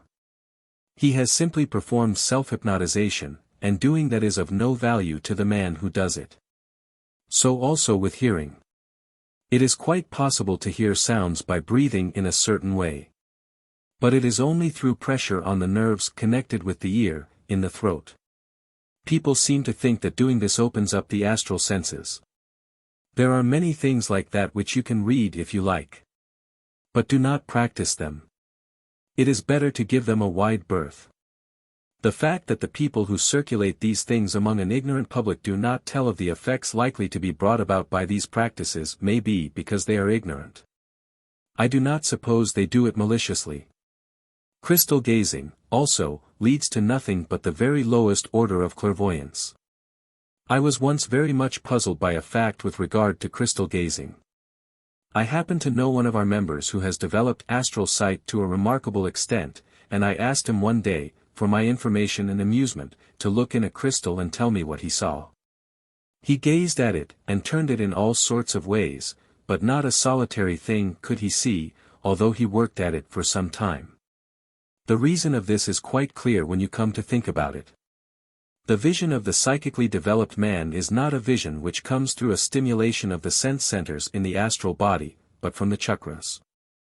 And the man who is using the one would be the last man in the world to be using the other, which is only wanted, so to speak, on the downward path of the bridge, in order that physical impacts may reach the thinker and give him information. I have never known a case of crystal gazing which went beyond the possibilities of the lower astral plane. It is true that you can by practice see, but you do it at a serious risk. I strongly advise you not to go largely into crystal gazing, popular as it is, for although you may gain some small results from it, you will be shutting yourselves out from the higher possibilities. Turn from that line of evolution to the Raya Yoga system. That starts quite differently.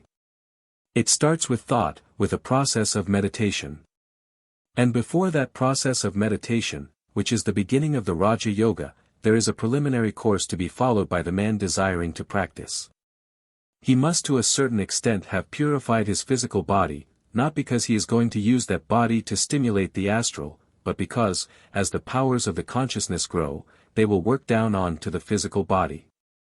And unless it be prepared to receive their workings, it is likely to be injured, and hysteria, diseases of all kinds, breakdown of the physical health, sometimes even lunacy may result. All these things have been observed and studied in India, and it has been found by practical experience that if a man starts these methods with an unprepared body, while he may get some very remarkable results by the play of the consciousness downwards, he will very soon break up as regards his health, and he will become a nervous wreck. The purification of the body is effected by an elaborate system of food, drink, sleep, and so on, of which the center note is moderation, not starvation, not lying awake so that the nerves are overstrained, but moderation in everything. The kind of food the Raja Yogi takes is to be sattvic, a term generally translated pure, but which I think is better translated as rhythmic, that is to say, food in which the vibrations are regular, harmonious, balanced. This is based on their theory of matter having three attributes. 1. Inertia, which predominating in the human body, would mean sloth and heaviness, so that foods tending to produce this quality are barred. So also all foods that tend to produce ill-regulated activity, restlessness, in which predominates the second of the attributes of matter, mobility, are barred. That leaves the foods in which the quality of rhythm predominates. A whole system relating to the foodstuffs is built up to help in the preparation of the body to vibrate in answer to the higher consciousness when it is wanted. The next step is the complete mastery of the emotions, so that a man may never be carried away by them. A man must have made some advance along this line before it is thought safe to teach him the methods of yoga itself. When he has thus partly purified his body, and learned to control his emotions, there comes in the training of the mind, the great enemy, as they call it. Because all the ordinary use of the mind is to run out to the outer world, and that mind is usually regarded as the best which moves most rapidly from one thing to another, which is able to grasp one thing and then turn to another, and so on.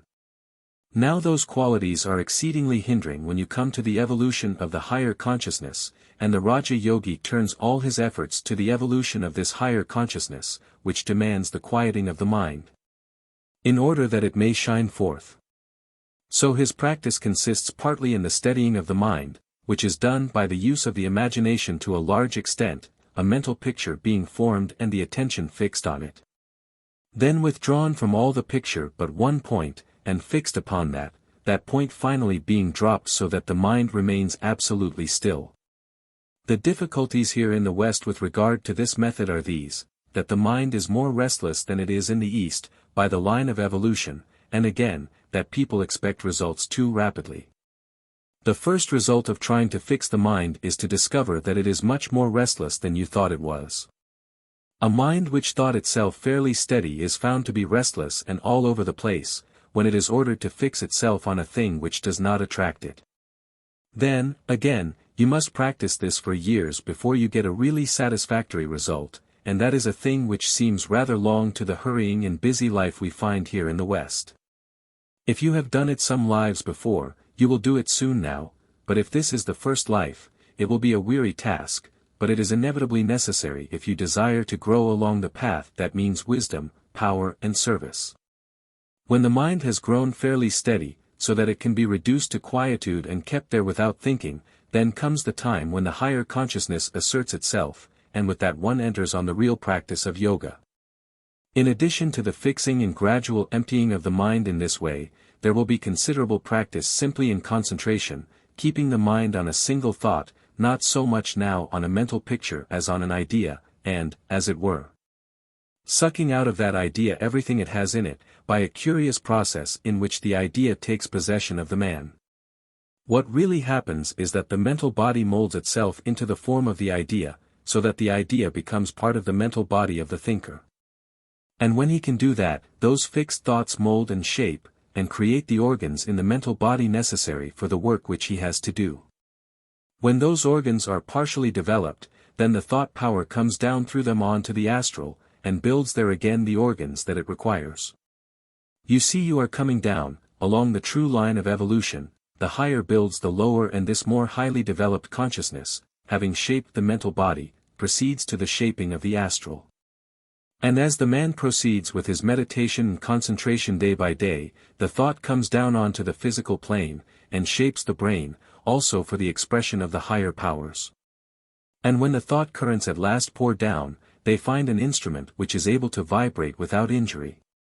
And in addition to that, the whole of the man's previous thinking has improved the cells of the brain, has enlarged them and made them very much more complex, creating a better instrument both in the organization of the cells by the whole course of thinking, and by the power of vibrating to the subtler currents when they come down from the higher planes. Now that is the practice of Raja Yoga put in a general way. Laborious, difficult, demanding a great sacrifice of time and labor, it must become the first thing in life ere one can expect success. But, after all, that is only what is true of every other science. The man who is going to be a really great mathematician must give his life to it. The man who is going to be a great scientist of any kind makes the science in which he chooses to be an expert the one object of his life, bending all his efforts that way.